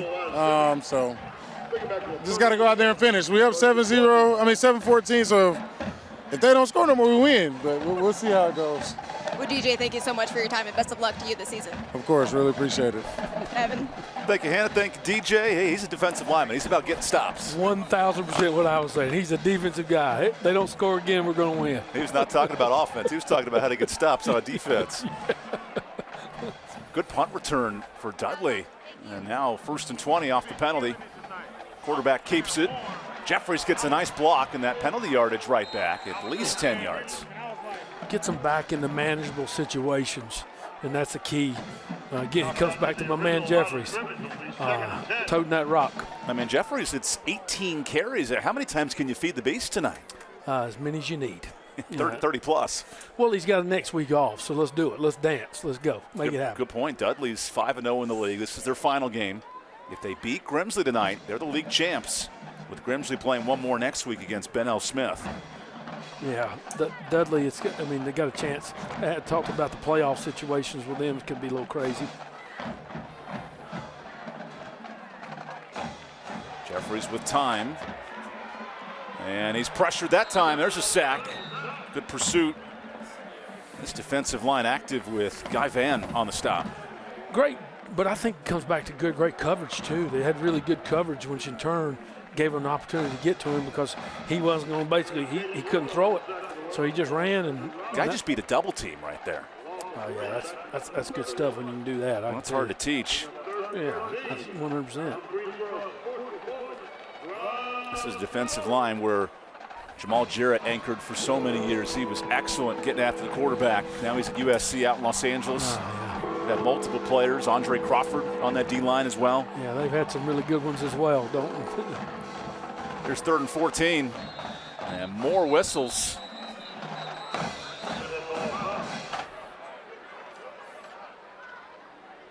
Yeah, they're getting after it. Looks like it's going to be a delay of game. 5 more yards on that penalty. Coach getting after him because he wanted to be a little bit more urgent. Got to be a little urgent. You kind of see it as a quarterback. Yeah, sometimes the play might not get to you exactly on time, but you got to make sure you can get it off. Jeffries was pointing to the play clock. He said there was time when I looked at it, and that's what this coaching staff's asking about. Yeah, coach is trying to explain that as well. And now there's a discussion. I think Dudley may have a case here. Oh, the clocks aren't lined up. The play clocks. One says 11, one says 12, and they just reset both. Could there have been an issue with one clock being wrong and one clock being right? Yeah. Now, I will be honest with you. That he's got it, because when we looked at both of them, they were different. Eventually, what they'll do is they can eventually tell them to cut them off, and then they'll just go with a back judge. Been there, done that as well. I understand the point here from Stephen Davis. And the issue, I think, too, is the problem you got going on is the quarterback is looking at the one down towards the field house. The official is looking at the one to the scoreboard, which is the one that went off. So now Darrell Brown gets an explanation. And there's a chance. I bet there's a chance they might tell him to cut them off. Yeah, you see that classic signal. One of them's not right. My man, fan court's going to have to come out here, and we're going to have to. So we need to attach the chains over the weekend. We need to fix the clocks over the weekend. The lights work. We've seen the strobe lights go out on big plays. Yes. Yeah. We'll count our blessings that there's no more fun shenanigans with field issues so far. Now they're going to see what they. I think they're getting ready to cut them off. Well, that makes you and I's job a little tougher. Yeah, but here's the deal. You just check the back judge. He's going to hold his hand up tall, real tall, and that's going to be 10, and he starts counting at 5. Oh, okay. So there we go. See, look, you can help me with TV, and I'll help you with a little officiating. 1, Mississippi, 2, Mississippi, 3, Mississippi. That's exactly what it'll be. But he's going to. They got to cut them off because I think that's what they're asking.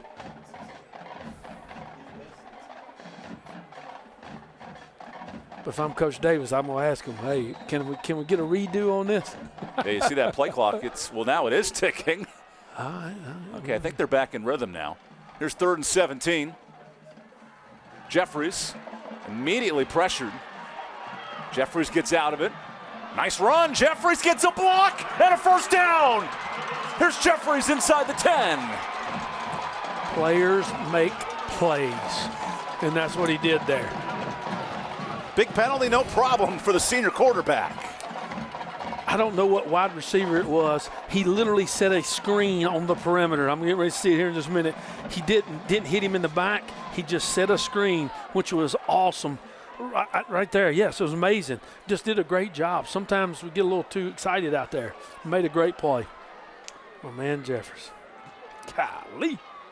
Jeffries over 75 yards rushing. He is doing everything offensively on the Crescent Ford first down. Keep toting that mail. He scored the lone touchdown for Dudley. Now he's in 1st and goal range. Back on the ground. McCollum. No, it's Boone staying in play, and he's in. Michael Boone, game-changing drive early in this 3rd quarter. Great job on the perimeter blocking. Just did an unbelievable job, and it was amazing. Again, Jeffrey sets it up. Are those car horns? Maybe. Everybody's involved. Here in the whole city of Greensboro. Nice. Somebody call the presses. We got a 1-point game in this league championship bout. Oh, extra point. Always big. That's why we say 1-point game. We don't assume on this broadcast. Good snap that time. And it sneaks through. Don't have to look pretty, as long as it's in between them pipes, you're good. Andre Cummings doing his part. And Michael Boone with his 8th score of the year right here. We got a tie ball game. Great zone stretch. Finished the drive. And, hey, putting it in the zone. Here we go. Big time.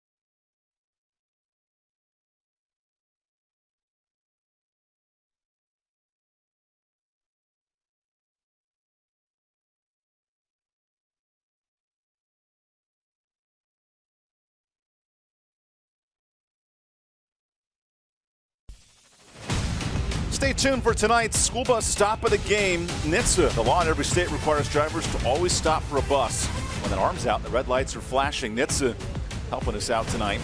And in the fourth quarter, our Carolina Classic Fair player of the game, 10 days of awesome at the Carolina Classic Fair. We'll also have the Caring Hands play of the game. That one's still to be determined.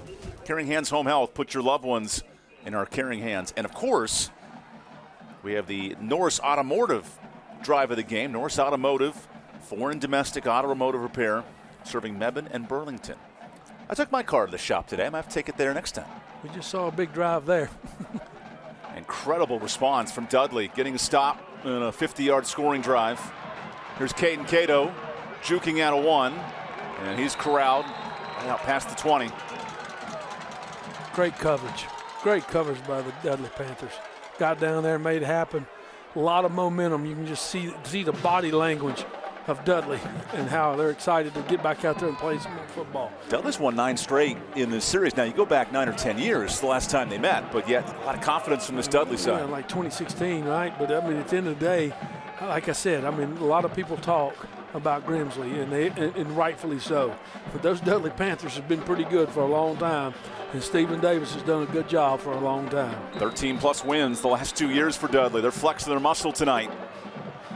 Dudley's in the 6A level, Grimsley in the 7A division. And here's Grimsley, top-ranked team in the state, in a tie game in the third. Big run!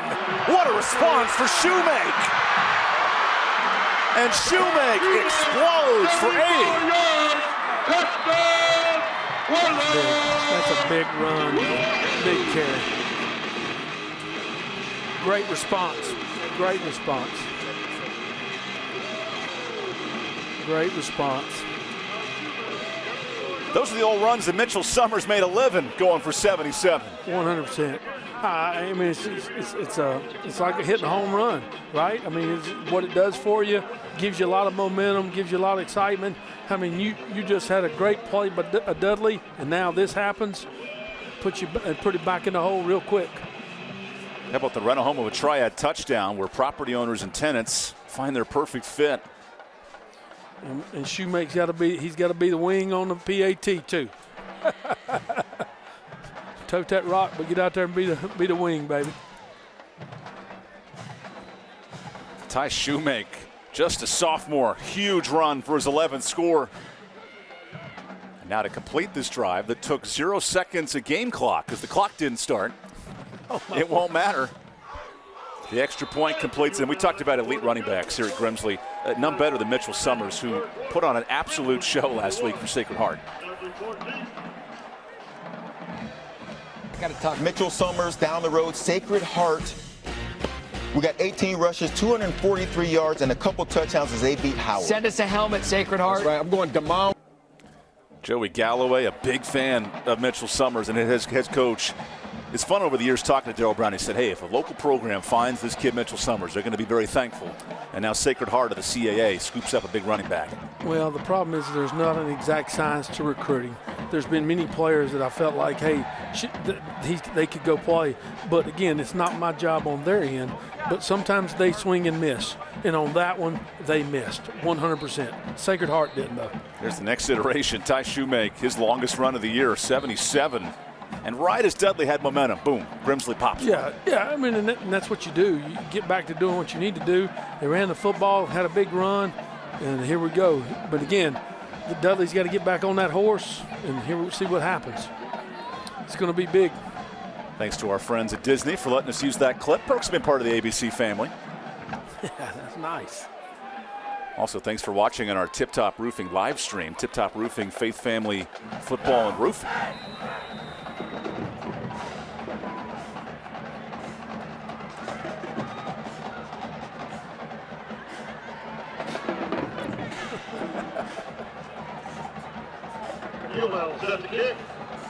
Now the kickoff.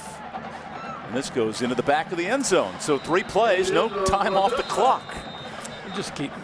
We just want to hang out here. We're having so much fun. We got a good football game. We got a league title on the line tonight. Make Adrian sweat it out in his suit and tie for another couple hours. I'm afraid y'all might have to put me on camera. Eventually I'm going to loosen this tie up.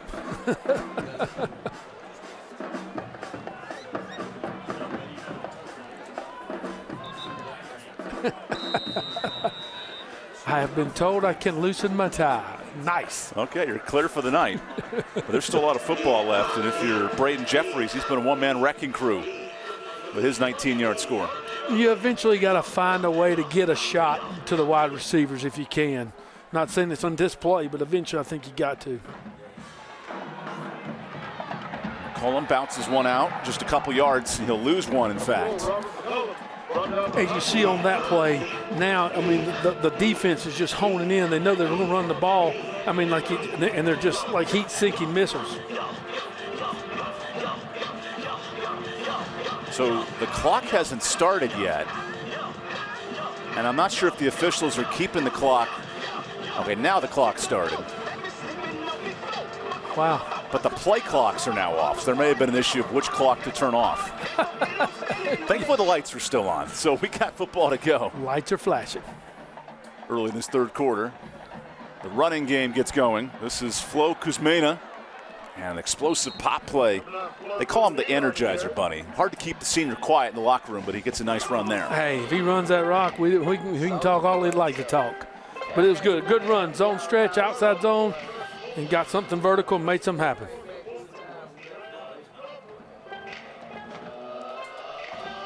Big third down here. The 5'9" back known as the Firecracker.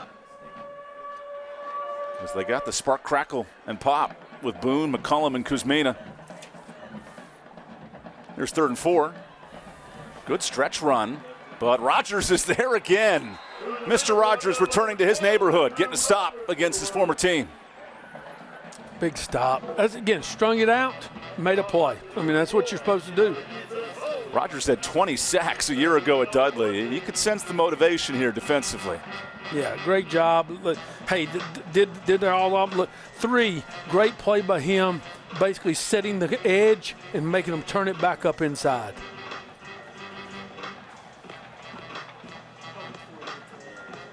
So the punting unit on. He's like Barnes on 3, did a great job there. Unbelievable.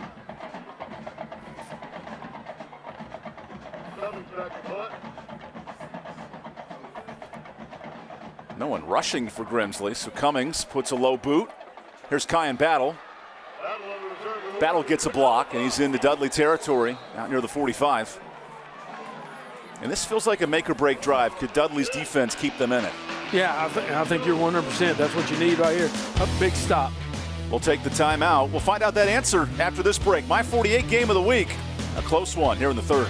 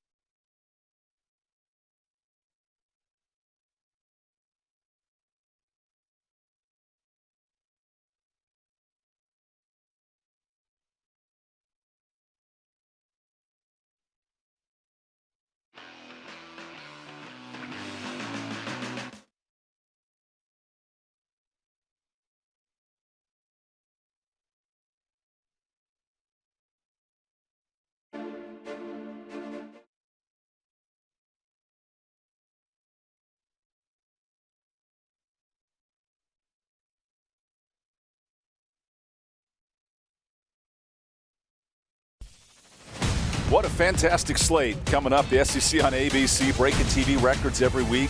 Lane Kiffin talking to Florida, possibly for a job. But right now, he's living in paradise. Number 8th ranked Ole Miss and Oklahoma battle. That's a busy slate on ABC. And then Monday night, it continues. Maybe the best team in football the last 2 weeks. Patrick Mahomes and the Chiefs. They welcome Marcus Mariota, maybe Jaden Daniels, who knows? And the Commanders coming up on Monday. Tough for your fantasy football team if you don't know who the quarterback is. Pick one. But for all of us fans at home, it makes for entertaining television.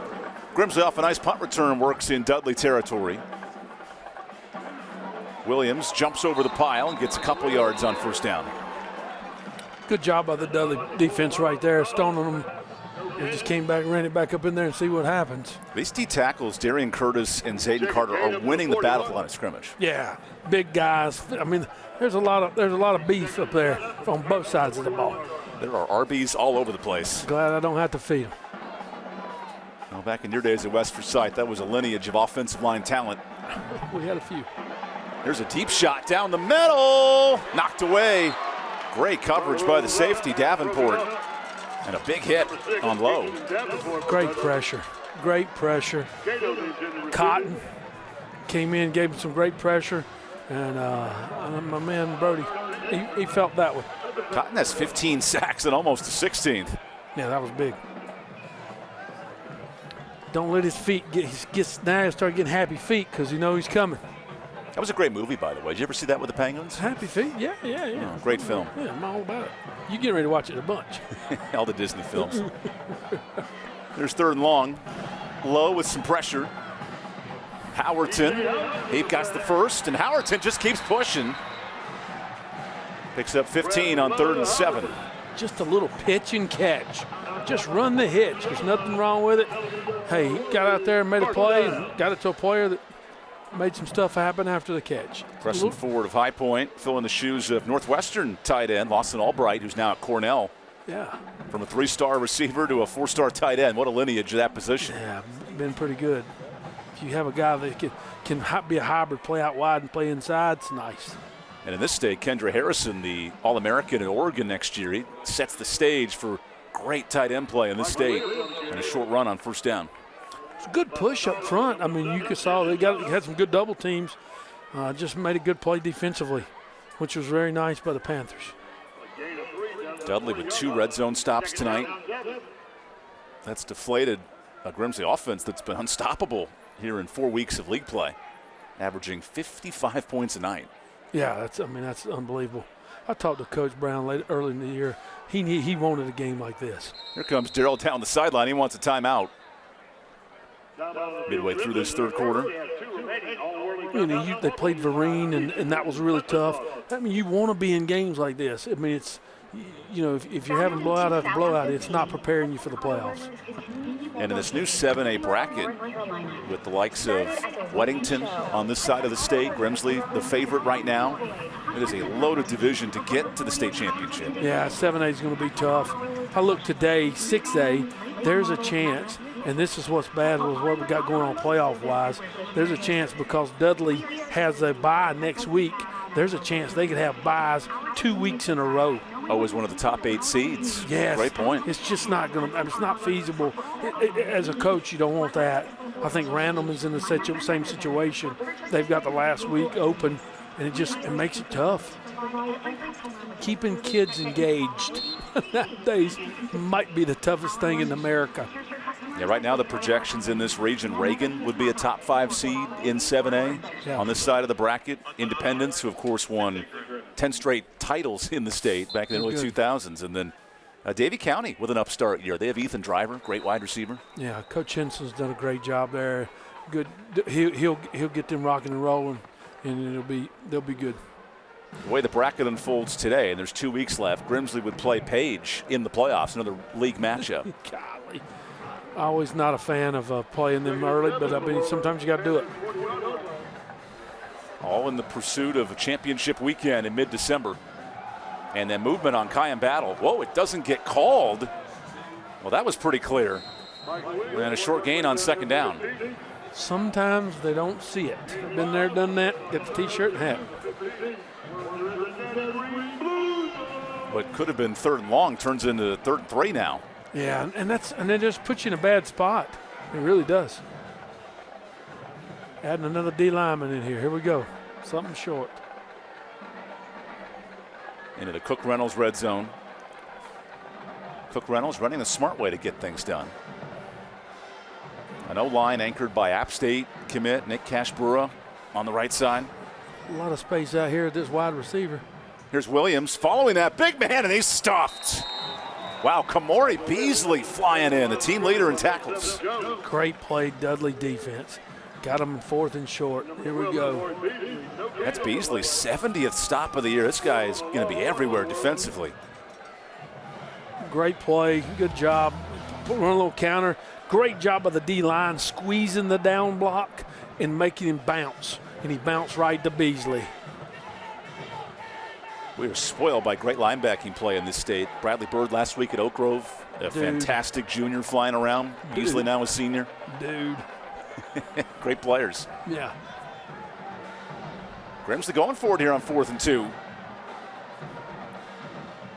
Low, quick toss, end zone shot. Inbounds. What a snag by Caden Cato. Great pitch, great catch.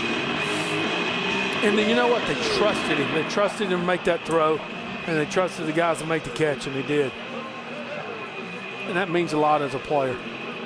Back-to-back scoring drives with 4th down prayers, and it works. Yeah, I think it may be a coverage thing. Hey, they know they got one-on-one situations. Hey, let's take a shot, and we'll make something happen. And they did. Cato with his 6th score of the year on the run home of a triad touchdown.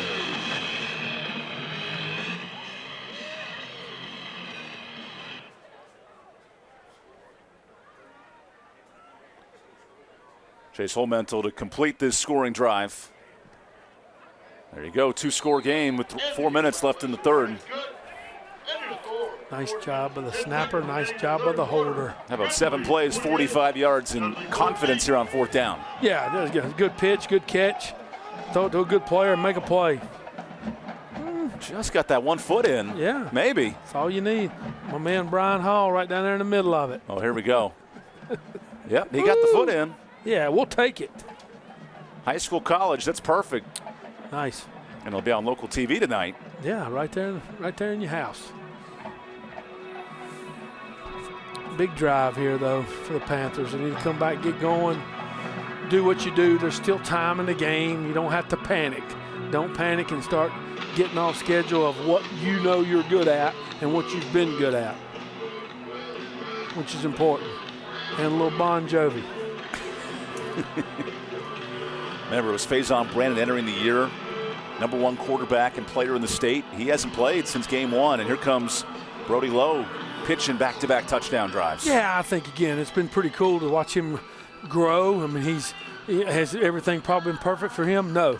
But then again, he's got some people around him, and they let those guys play, and it's been really good for the Grimsley Whirlies to watch him grow in this whole thing with some really good players.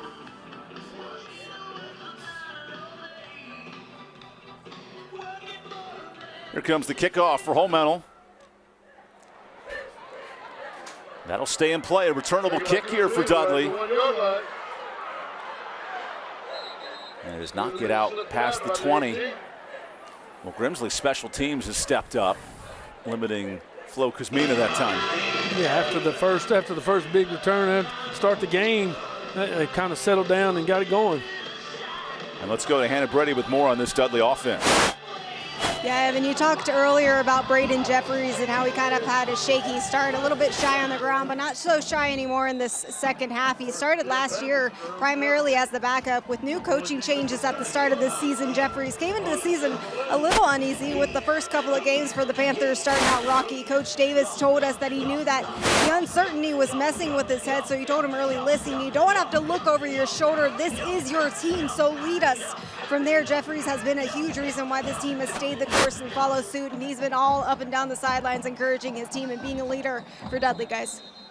Yeah, and he's led those 2 huge scoring drives, but right now he needs his best work with a whistle here. We got too many men on the field? We're getting the live count as we go. Yeah, he's counting. Look at that. 1, 2. Nope, yep. 1 too many. And we got to 12. When we get to 12, it's not good. Illegal participation, 2 men on the field. So someone's got to come out. Well, who's coming out? Okay. That's Kuzmina exiting the game. Yeah, that must have been a formation thing. I know Coach put one on late, but sometimes it happens. That backs up the drive. And that running play won't help. Good pursuit by this defensive line. Kyrie Milner in on the stop, the 3-year starter at linebacker. Yeah, great penetration. Got him before he got going. And good play by the defensive line. And now with Grimsley selling out to the run, how do you counter that if you're Dudley? Yeah, I think it's one of those things where I go back to maybe some sprint stuff, or you can still throw it, where you still get him in space and try to get some stuff going there. Eventually, you're going to have to throw one to take a shot at somebody. And more movement here on second down. Not good when you start going backwards. 6th penalty for Dudley. And these were the self-inflicted wounds Stephen Davis told us on a call we just cannot make against a team of this caliber. 100%. I mean, I think it's when he talked about that we playing really hard and they play really smart. Right here, we're kind of getting in a bad rhythm, and that ain't what you want to be. 2nd and forever. Here's Boone dancing, and he can't break the tackle. Gain of 1 on 2nd down. Again, strung him out, made him bounce, and when he bounced, plays into their favor.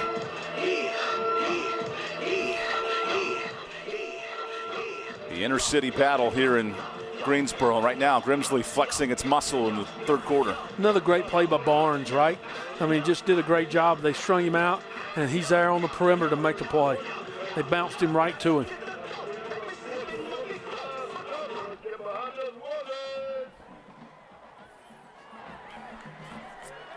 There's 3rd and 21.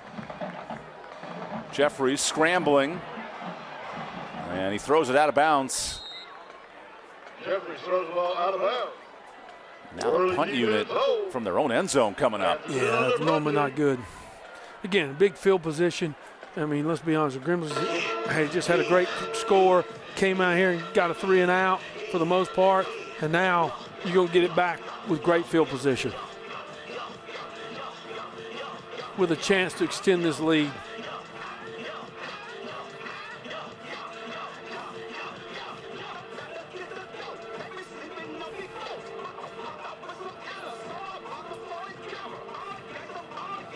This Dudley defense suffocating since giving up that touchdown to start the half. Here's Cummings. Battle from his 40. And Battle just keeps dancing. He'll get 10 yards on the return. Best field position now for Grimsley. Yeah, 100%. I mean, you got to have a 32-yard drive here, which is, I mean, that helps. So I think it's one of those things, get back to doing what you do well, whether it's putting the perimeter screens, running the football. Playbook's yours at this point. Do what you need to do.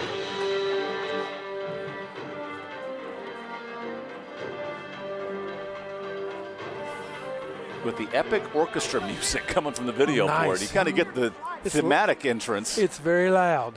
Who needs walk-up music when you got pre-offense music? Low, a quick pass to Cato. Caden is corralled, but a nice gain there on 1st down. Nice job. Ran counter. He has the chance to pull it and throw it to the perimeter, which he did. If we got numbers out there, it's just a numbers game. We got numbers, we're going to chuck it out there, and we're going to make a play. If you don't feel good about it, get the ball, and we'll run it, see what happens. Look at those winter mitts from Janoris Best, the offensive coordinator. He's battled it out tonight. Yeah, he's a good one, man. And we got mid-50s? Coach, yeah, it ain't that cold. Well, just wait till the playoffs here in November. Low play action. Low just keeps running, now goes short, misses Howerton. I like the design there, but not the execution. Yeah, sometimes it don't always work out right. But you know what, I mean, hey, you didn't make a bad play worse. You know, at the end of the day, hey, if he gets it, great. At the end of the day, hey, you didn't throw it to their team, so that's a good thing. Sometimes throwing it to your mama ain't a bad thing, too. How does she get sideline passes? Oh, sometimes you got to chuck it up in the stands. I don't care. As long as we're still at 3rd and whatever, not real long, or they got it. After a bad punt, tough field position, Grimsley now 3rd and 6. Low with time. Takes the end zone shot. And a snag. Incredible. The South Carolina commit brings it in for a huge score. Does it on D, does it on O. Sometimes you got to let players make plays. Nothing wrong with it. Chuck it up there and let him go get it. He did. Wasn't bad coverage. I mean, we basically looked like the guy was there, and it was on. How about Koski Barnes snagging that one in? And that's 3 jump ball touchdowns for Grimsley. Yeah, 100%. Sometimes you got to let players make plays. And he has made plays. That's the key. Run home with a triad touchdown. And here's Chase Holmental to complete a third straight fantastic drive here at Joe Franks Field. Nice drive, nice throw, nice catch. You know what? Now here you go.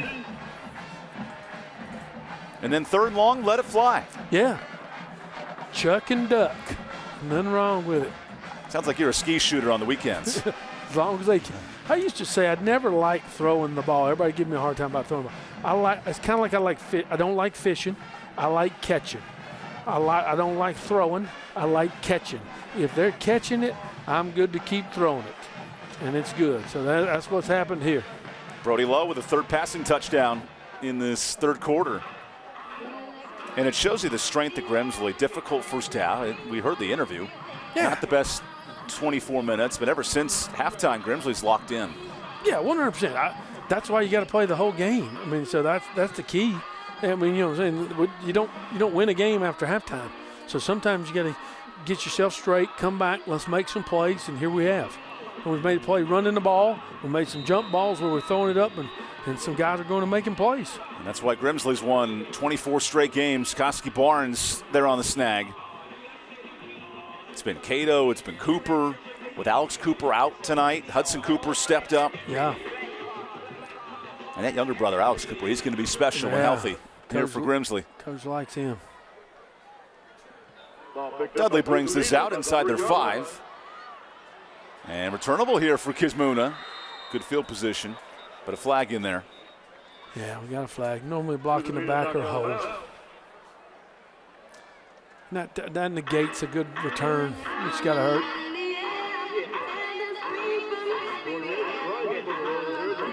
You noted in 6A football the chance for a bye here with Taga on this side of the state up in Boone. They've been really good as the top team. I was the football coach there for a while. You know the region. They're the best. They're great people. Coach Ryan Howard's done a great job up there. Got them rocking and rolling. Big thing for them is being a 1 seed. Getting the home games. And you got to go to the mountains, baby.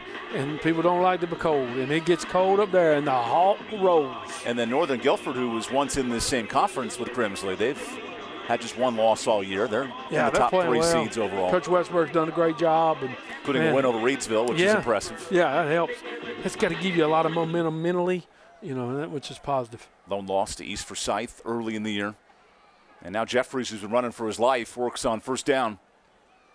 The starting shortstop at Dudley goes inside on the counter. Short gain on first down. Yeah, I think right now you look at the Grimsley Whirlies, they're pinning their ears back. And tough sledding is what we used to call it. And we just kind of finding a way up in there. You kind of know what you're trying to do. Now you got to try to find some other ways to move the football. And look how busy all those helmet stickers for Jeffries. Yeah. He's getting so much credit for what this Dudley offense has done. 5 straight wins, all in dominant fashion in league play. Yeah, just getting after it. Pinning years back. Second and long for Jeffries. There's his first completion of the night. And just short of the sticks. Nothing wrong with that. A little out route, little pitch and catch. And get it in space. Gives you a very manageable third down. That's Cameron Wilkinson. Nice little pitch and catch. Yeah, nice. Cameron's second catch of the year. Just did a good job. Pitch, catch. Hey, great job. Got vertical. Made something happen. So third and short coming up. What else can Jeffries pull out of his hat? Quarterback run all the way. Look at Jeffries. Nice run. And another juke with it. Finally trapped down by Drew Searles. Now that's the explosive running game Dudley needs. Yeah, 100%. I mean, get you going, get you in towards midfield. Again, great block by the running back. Did a great job there. Ended up getting 2. We just didn't fit it right as a defense. You want to get somebody over the top. Final 30 seconds of this third quarter. Dudley had it all tied up. 3 minutes into the half. Jeffries in scramble mode. And he does stop the clock after a short gain. Yeah, he got some positive yards there. I mean, once you get 3 to 4, which is nice. I mean, keeps you on pace, which is what you're looking for. Eventually, you're going to have to take shots. I mean, right now, depending on the time-wise, you're just going to have to eventually do it. And that's all Dudley did a year ago. Jeffries and Crawford combined for 48 passing touchdowns. They had 3 college receivers, including Neely, Crawford, and Bartley, who are now playing in college right now. I'll start. And then some movement on that O-line. Yeah. Trying to get 5 and you lose it. Sometimes it happens. But as we say, the most important play is the next play. See? A teaching moment for Tymir Powell and Eric Gant talking it over. Yeah. Ain't nothing you can do about it now. Gant, who's a shot putter and a long snapper. That arm gets put to good use out there. Ain't nothing wrong with that. That's good stuff. A lot of two-sport athletes on this Dudley program. Nice hole. Look at that run out to midfield for Kuzmina. There's a first down. Great counterplay. Big 77 did a great job. My man Abrams, good kick-out block. We wrapped it, pulled the tackle, run up inside, and it was on. Like it. Following 320 is not a bad proposition. Oh, Lord, yeah. Nothing wrong with that. There's a kid you may have coached, one of his brothers, Fat, one of the Eldridge, 8 Eldridge kids. I love running around. Love them, baby. That was my people. Davy Air, who might have been in your time. Davy L. Yep. A few others. David. Yeah. David was amazing. D lineman. He's now at Winston-Salem State doing well. Just a wonderful, wonderful, wonderful family. We'll step aside here into the third quarter. Grimsley finding its life in a league championship bout. 3 scores to end the third. When we come back, fourth quarter action in Greensboro on I-48.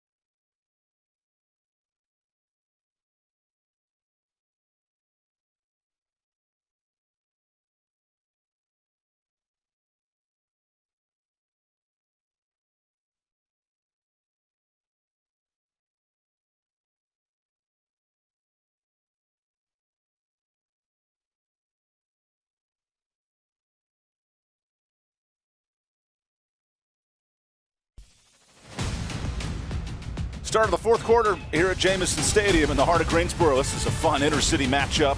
9 years in the making.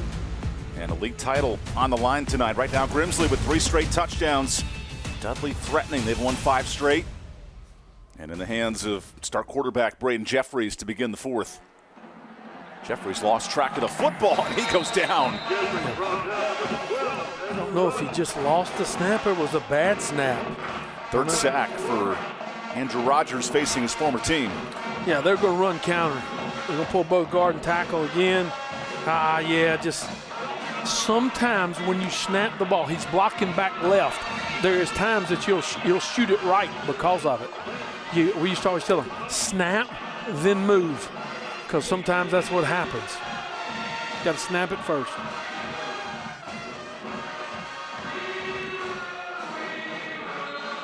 And movement on this offensive line for Dudley. Yeah, that puts you back way behind the chains, and that's not in who you are or what you're trying to do. I know that's not what Coach Best is looking for. Oh, the D-line. Now, in the NFL, that's a penalty on the defense. As they move, it induces the movement of the offensive line. Yeah. With the sound count. They don't do that in high school. Not in the high school level. So Jeffries fires. Oh, big contact. Second completion. Yeah. And Wilkerson gets rocked. Yeah, 100%. Throwing right into it. Good catch. He held on to the ball, though. Sometimes it happens, but I had to give it to him. He held on to it. And that was big for him.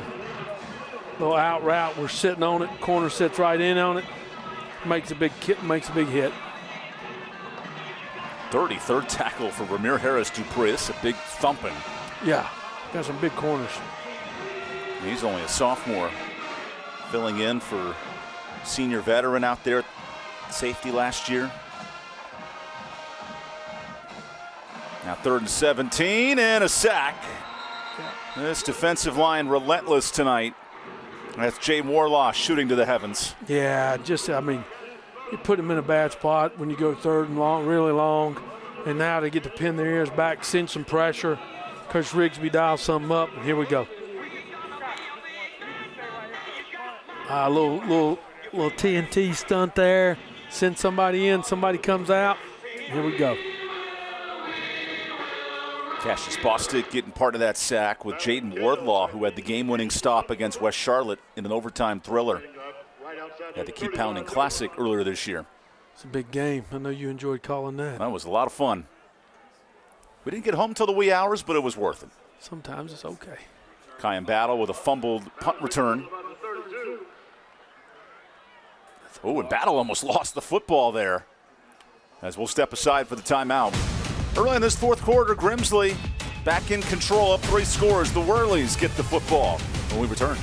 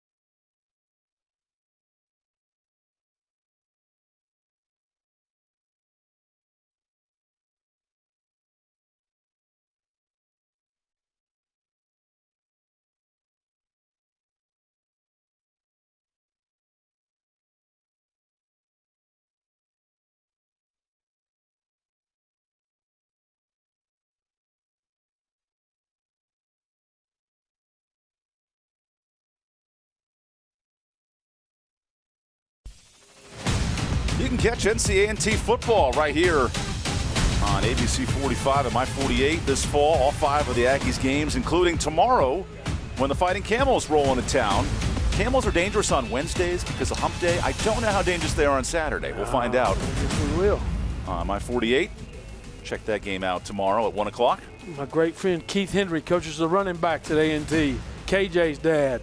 Brand new staff over there at A&T. Just 1-6, but they played some competitive games in the CAA. Great people. 4 losses by 1 score, very tight. Coach Gibbs does a good job, and he's a good man, and he'll recruit the state very well. He will get them back where they want to be.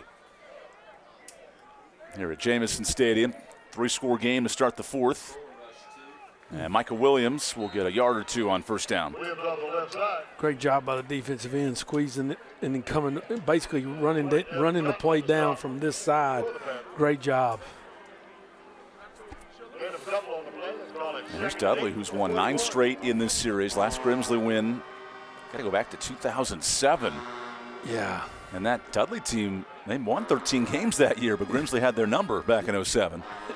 That's a long time ago. Then the financial crisis hit and the whole world changed since 2008. Made a whole movie about that. Little play action, low on a quick slant. Nice snag for Kyan Battle out into Dudley territory. Great job here again. We ran counter, could give it, or he could throw the slant. And he picks it up and throws. Now a little tempo, working on some things, which is good. This is how Grimsley started the game. Immediate offense and a nice pursuit from this D-line. Devin Cotton with the stop.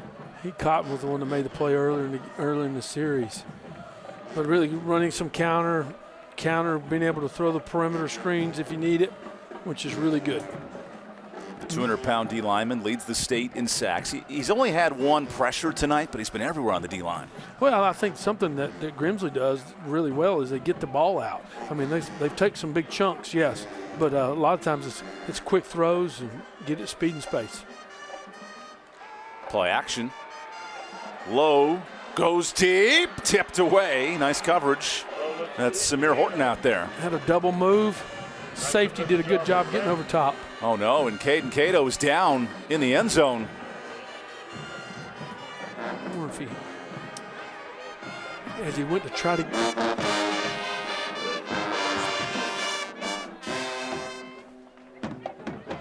And we'll take a look at Caden out there with the athletic trainers coming over.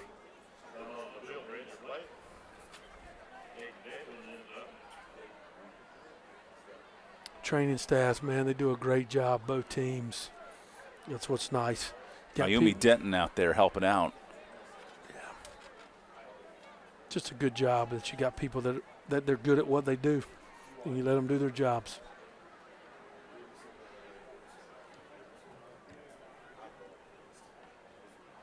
That dampers what's been a great night for Grimsley football. We'll see how the health of their star receiver when he gets back up. Yeah, I think that's one of those things. Everybody just, you kind of hoping everything's good. And like I said, they got people out there to do it, taking care of them.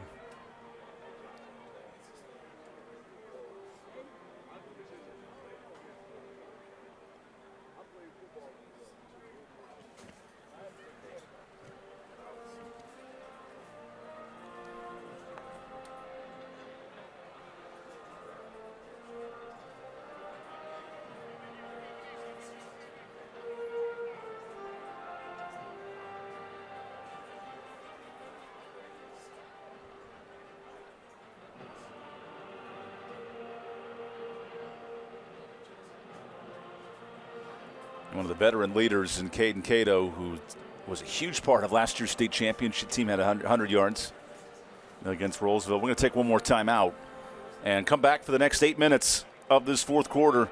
Checking on Caden Cato on the field here, as we'll be right back with our My 48 game of the week.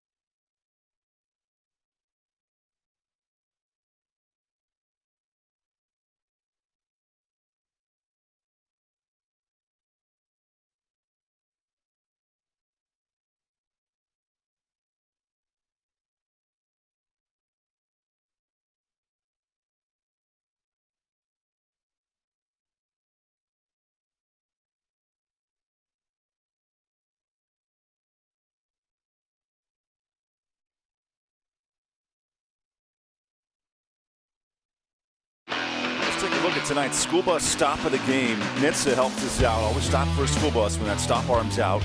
The red lights are flashing. And early on, this Grimsley defense making plays, slowing down Dudley's running game. Yeah, it was great penetration. Got the ball and it was awesome. Right at the timeout. Caden Cato remains on the sideline. Hudson Cooper with the catch. And you see this Grimsley program putting the finishing touches on what could be a 6th straight league championship. Correct. Great out route, great throw by Low. Just nice job, a little sprint action. But certainly worth noting, Caden Cato, one of the captains on offense, great player. He'll be escorted off the field, evaluated tonight. They'll need him for a state title run to try to repeat. Hopefully all's well. Good run here for Michael Williams, carving through the Dudley defense. And it's kind of been receiver by committee with Alex Cooper out the last few weeks. Cato, of course, not going to finish this game, but Battle, Barnes, they've all stepped up, moving from defense to offense. Yeah, I think just rolling them in and rolling them out. I mean, it's kind of nice that you got the depth to do it. And it's not, sometimes depth's good till you got to play it. But they got depth that's good to play. Great job up front. Good push by Salmons, Neal, and Miller right there. Right to 3 guys up in the gut. Best group of linemen they've had in 3 years here at Grimsley. Darryl Brown loves that cohesiveness up the middle. And here comes Hudson Cooper staying in play. There goes Cooper. But we have a flag. Hold on. Nostradamus Snow predicts a hold. Kind of could tell by where it's at, right? I mean, I've seen a few games. Let's see. Drum roll. Holding ball against Orley. Back to 24. It'll still be good enough for another Worley first down. Negated a good play on the perimeter. But sometimes you hold, that's what happens. Again, counter, perimeter screen. Good call. Good call by the official. Nobody wants to hear that, but that happens. We're all about teaching good technique on this broadcast. Keep your hands inside. It does result in the first down, but it negates the score. Another short pass to Battle. He spins out of a tackle and almost gets 10 yards right back. Yeah, nice job. Just through the hitch, try to make Battle, let him make a play, try to get vertical, see what happens. Good job by the defense on making the tackle.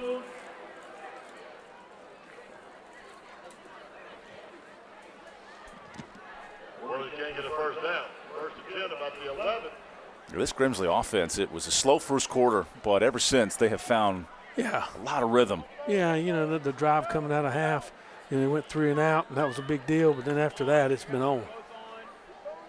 Floodgates have opened. Thanks to the freshman who feeds his tailback. And Michael Williams will get inside the 10. Yeah, good push up front, but hey, the Dudley defense did a good job there. Staying square, finding a way to make a stop, and got to try to hold them out here. Grimsley, who will play Ben L. Smith next week. They have an opportunity here to run the gauntlet for 3 straight regular seasons before getting a bye and gearing up for the playoffs. Which is amazing to know that you've gone that long without losing a regular season game. Play action. Low goes end zone. Nice coverage against Howerton back there. A little play action. Again, I think down here you got to continue to work on things that you would use down the road. Not to say, I mean, there's still time left, but that's something you're going to end up trying to do. And little things. Keep working on the little things. And these Dudley cheerleaders, even down 3 scores, they're performing their hearts out down there in the red zone. Getting at it. I love it. It's awesome. It's nonstop. Yes. I promise you I could do what they're doing for about 5 minutes. I couldn't breathe. I mean, they were working. I think the over-under might be 2.5 minutes. Here's Battle on the jet sweep. And he takes the pop and dives forward. 4th down coming up. Yeah, big play. Good job. Strung them out. And was it my man Cotton again? Oh, yeah. Devin Cotton. Yeah, he's been everywhere. They call him a freak athlete. 15 sacks, 30 tackles for loss. He plays with a high motor. Like, I like you to watch him when they run counter and he's away from it and he chases it down. That tells you, I mean, it means something to him. And that sells when it comes to the next level. Sets up a 4th down opportunity for Grimsley. They've trusted their offense all night. Williams. And Cotton got him. But he's in. Touchdown, Grimsley. A little zone action. Put it in the zone. And that'll be the finishing touches on a Grimsley run for the regular season here in this Metro Conference on a rental home of the Triad touchdown. Yeah. That finishes it off. I mean, it was going to be tough anyway, and now you put that in, and here you are. Now it's one of those things figuring out got to be careful the rest of the game. Try to make sure you take care of your people because you're going to need everybody in the playoffs. Those playoffs begin the first week in November. And new this year, Selection Monday. Awful. Well, we'll leave that at that. But I'm sorry. It'll gear up till Friday's first round of the playoffs, and the extra point's good. I'm sorry. No, you have a fair point. Fair point. Sorry. I'm not talking about anybody, but just as a coach trying to plan makes it rough. We'll adjust it for next year after this 61-yard drive in 4.5 minutes. Try not to get nobody in trouble. Note to self, don't ask Adrian about the playoff selection dates for the next broadcast. Okay. Noted. I understand it's tough for a lot of people to how to get it done. But and how about tonight's Norris Automotive drive of the game? Norris Automotive, they're family owned and operated since 1963. Good opening drive here for Grimsley. Yeah, nice job. Good job. Great run. I mean, just got, again, speed and space. Did a good job. Little jet sweep here. Got them in there. Got to find a way to make it happen. And then I think we put it in the zone right here. And then old Cooper comes in and punches it in. Slash. An immediate first score to counter the Dudley opening touchdown. Coach is feeling a little bit better right now, ain't he? Yeah, his halftime interview would have made you wonder what the future is, but fresh off at 100 wins in his career, his team responding with 4 straight scores. Again, Guilford County's got 2 great coaches here that do it the right way, and they're great people, first and foremost. Darrell Brown's program on senior night. A signature performance with a league title coming. Here's the fumbled return, and then a big hit out past the 15. Here we go. See if you can get something positive kind of going into this thing. Again, they got an open date next week. You know, you want to kind of go in at least, hey, we put some stuff together, and here we go. See what happens. Coach Best is a good man. He has I get to go over there a lot and get to see his sweet little daughter, Zoe. Oh, she's amazing. She's a good one. I enjoy going to see her. Good smile. The inside scouting report with Adrian Snow, who's all over the place. Everywhere. You don't want me to see. You don't want to see me now, though.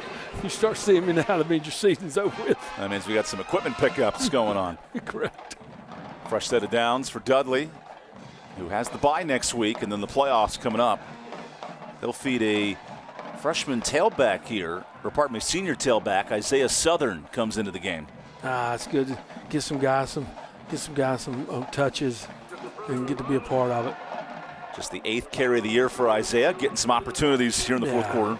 You know, and they come out there and they practice real hard too, and there's a good chance, good job they get to get out there and get a little touch. Well, Dudley had a tie game early in the third, but that 77-yard score broke the game open. Yeah, then the floodgates opened up and it was on. They're second and short. And trying to stretch that outside. Not much room. Yeah. Not a little, as we said, a little tough sledding up in there now. Cassie Barnes, who had the interception with the stop. Yeah, he's everywhere. Again, we talked about moving him from safety, moving down to nickel, outside backer. He's long, and that helps. Position, we'll just put all next time on the graphic. Yeah, right, yeah. There's only too many positions you can put Cassie Barnes out there. Player. Put him where you need him, and he'll make a play. Who does that remind you of? Do you have a player you coach that you could just put all over the field and make plays? Jaquan McMillan. Oh, yeah. NFL career for him. Yep. Here's the running game, and that's enough for a first down. Jaquan was one of those, he was where the ball was offensively, defensively, kicking game, and this kid reminds me a lot of him. Coaching staff, bus driver. Yeah, he could do it. Delivery guy. Yeah. Sell popcorn at halftime if you need him to. Homecoming court. Yeah, been there, done that. Let's go. Keep the band in rhythm. Yeah, we'll get it done. Let's go. As West Forsyth wrapped up the Central Piedmont Conference title tonight. And now a timeout for Grimsley. We got a timeout by the Whirlies. Presentation of the championship trophy as well as the MVP award. of the Great American Rivalry Series.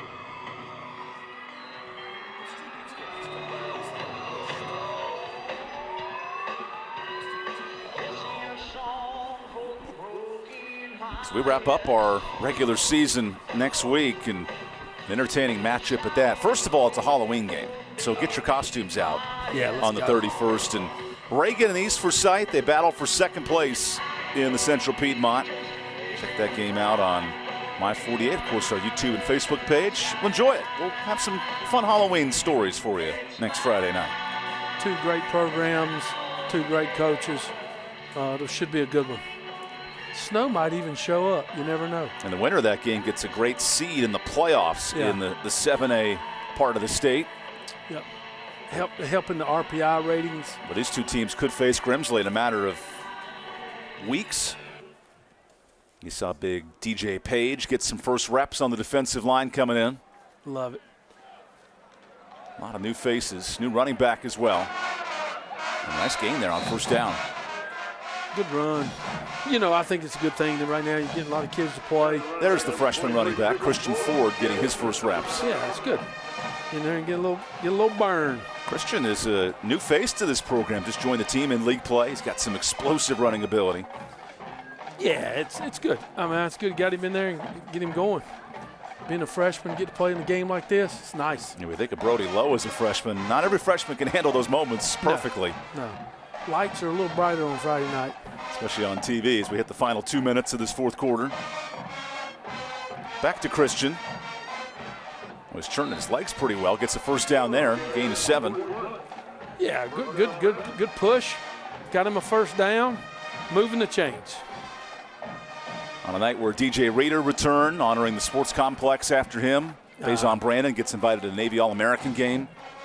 And a league title being handed out tonight, along with our Capital Medals trophy post-game with Hannah. Yeah, a lot of positives. If we can find her, if she doesn't get trampled on the way over there. Yeah, I don't know where she's at. The Reader thing, that's good to see people give back. The place was good to him, and he's been good to it, which is nice. Those fun connections at the high school level that just mean so much. And this place was sold out when things got started. It's kind of fizzled out in the last 2 minutes, but it is. Great atmosphere. A rivalry that now will be every year with both teams in the same conference moving forward. Yeah, it helps. I think it'll only grow. You know, I mean, there was like a 9-year hiatus, right? But now it'll continue to grow because they're in the league, and both of them will do well, continue to do well. And, you know, they're going to go to different levels in the playoffs. So, you know, they won't meet again until next year. It was Hayden Rogers on the stop. Dudley heads to the 6A playoffs in 2 weeks. And Grimsley, they'll be the title favorites in the 7A division. Of course, 8A is the highest level. That's Correct. all population-based in North Carolina. Correct. All about numbers. For the next 4 years, and then they'll vote and decide how to figure it out 4 years from now. There's rumblings that they might do it every 2 years. Oh, my goodness. Which will be, you know, which is fine. I mean, because, again, there's a lot of fluctuation. New schools, new things could change it, so you just never know. Well, an old rivalry that renews tonight, 50 all-time meetings. It was a good one in that first half. And the Grimsley Whirlies continue their state's best, 25-game win streak. There's your league champions in the Metro 6-7. Grimsley holds on in this second half. Dudley, a lot of fight late, but here's Grimsley. They're showing why they're one of the best teams in the country with a dominant second-half win. Just did a great job, found a way to get going, and did an amazing job. Coach Brown, I know he's excited after coming out after halftime. Played well. We're going to go to break and hear from the winning program when we return. Dudley Grimsley, good to have it back on the calendar here on My 48.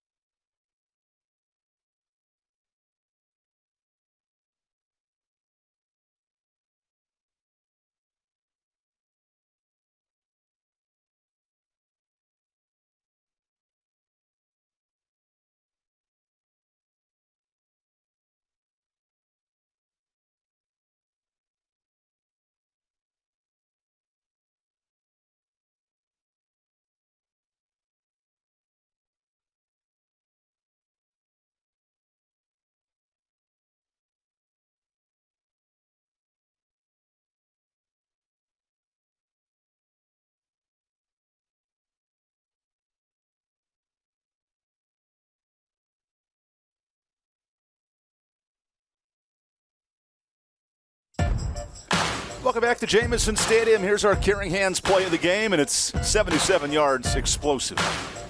What a big play. And when they needed it. Big run. Caring Hands Home Health with your loved ones in our Caring Hands. There's Ty Shoemake, talented sophomore, going to work. Yeah, coach has been touted how good he's been doing and showed on that play right there. So from a great play to how about a great player, Winston-Salem Fairgrounds player of the game, Hudson Cooper making things happen. A man slash. Just getting it done, whether it's wide receiver, whether it's quarterback, put it in a good player's hands, and he shows them why you want him out there. One on the ground, one on the air. Some great plays on special teams as well. Yeah, good throw, good catch on 4th down, and made it happen. And let's go down to Hannah Brady. Well, Coach, you told me at the half you didn't like what you were seeing out there in the first half. Just how did you flip the script? I didn't hear the last part of the question. You told me at the half you didn't like what you were seeing out there. How did you flip the script? No, I mean, I thought our guys responded well. They scored early in the second half to tie the game, and then from that point on, we really settled in and played well. Played well defensively the last quarter and a half, and then started to make some plays offensively. And really, we just, we hurt ourselves a lot. But I give a lot of credit to Dudley. They played really hard, and they got a really good football team. Speaking of making plays, we got to talk about our player of the game tonight, Hudson Cooper, just making catches for you left and right. Just talk about his game and the receiving core. No, I mean, we got a veteran receiving core for sure, and those guys have stepped up a lot in Faison's absence and helped Brody out a lot, and all of them guys are capable of making big-time plays, and Hudson continues to do it week in and week out. I got to give another shout out to Ty Shoemake, his longest run of the season so far, 77 yards. Just what about your run game did you like too? Well, we felt like there was some things that we could do, and then again in the third quarter after that first series, we kind of established ourselves up front. Ty did a great job of hitting that thing down the hill, and then made a couple of cuts off blocks by DJ and Hudson there, and Nick Cashabero on that side, and he did the rest from there. Now, the last time that you played Dudley, that was 9 years ago, and they won here inside Jamison Stadium. You pick up a win here 9 years later.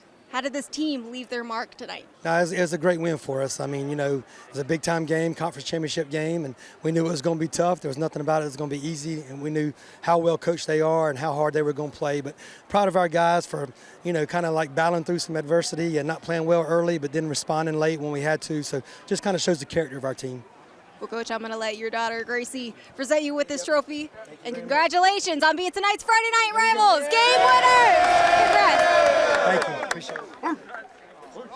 The energy's a little subsided. We got to get them going a little bit more. Yeah. Gracie, get out there. Get them energized. We need some juice. That's what you do. That's the perks of being league champs. They know. Reigning state champs. Yeah, that's what's big. That's what's important. And that's how he is. He's already thinking about he's got to get everything up, clean up, and be ready to go do it next week. We want to take a moment to thank our sponsors, Capital Metals, for making things happen, Cook Rentals, Mountain Fried Chicken, and our high schools and their administrators who support these broadcasts. Friday Night Rivals Game of the Weeks. There are so many pieces involved in this. We talked about next week's game, but Halloween Friday, 7:30. East Forsyth, Reagan. Check us out then. What a fun night for high school football here in Greensboro. The inner city battle, and Grimsley's win streak continues. 25 straight in a game that has some big history to it. This time it goes to Grimsley. Thanks for joining us on My48. Adrian Snow, Hannah Brady, Evan Budrovich. We'll see you next week, Halloween Friday. Get dressed up for some high school football here on My48. Thanks for joining us, and have a great weekend. So here I am to give it all I got.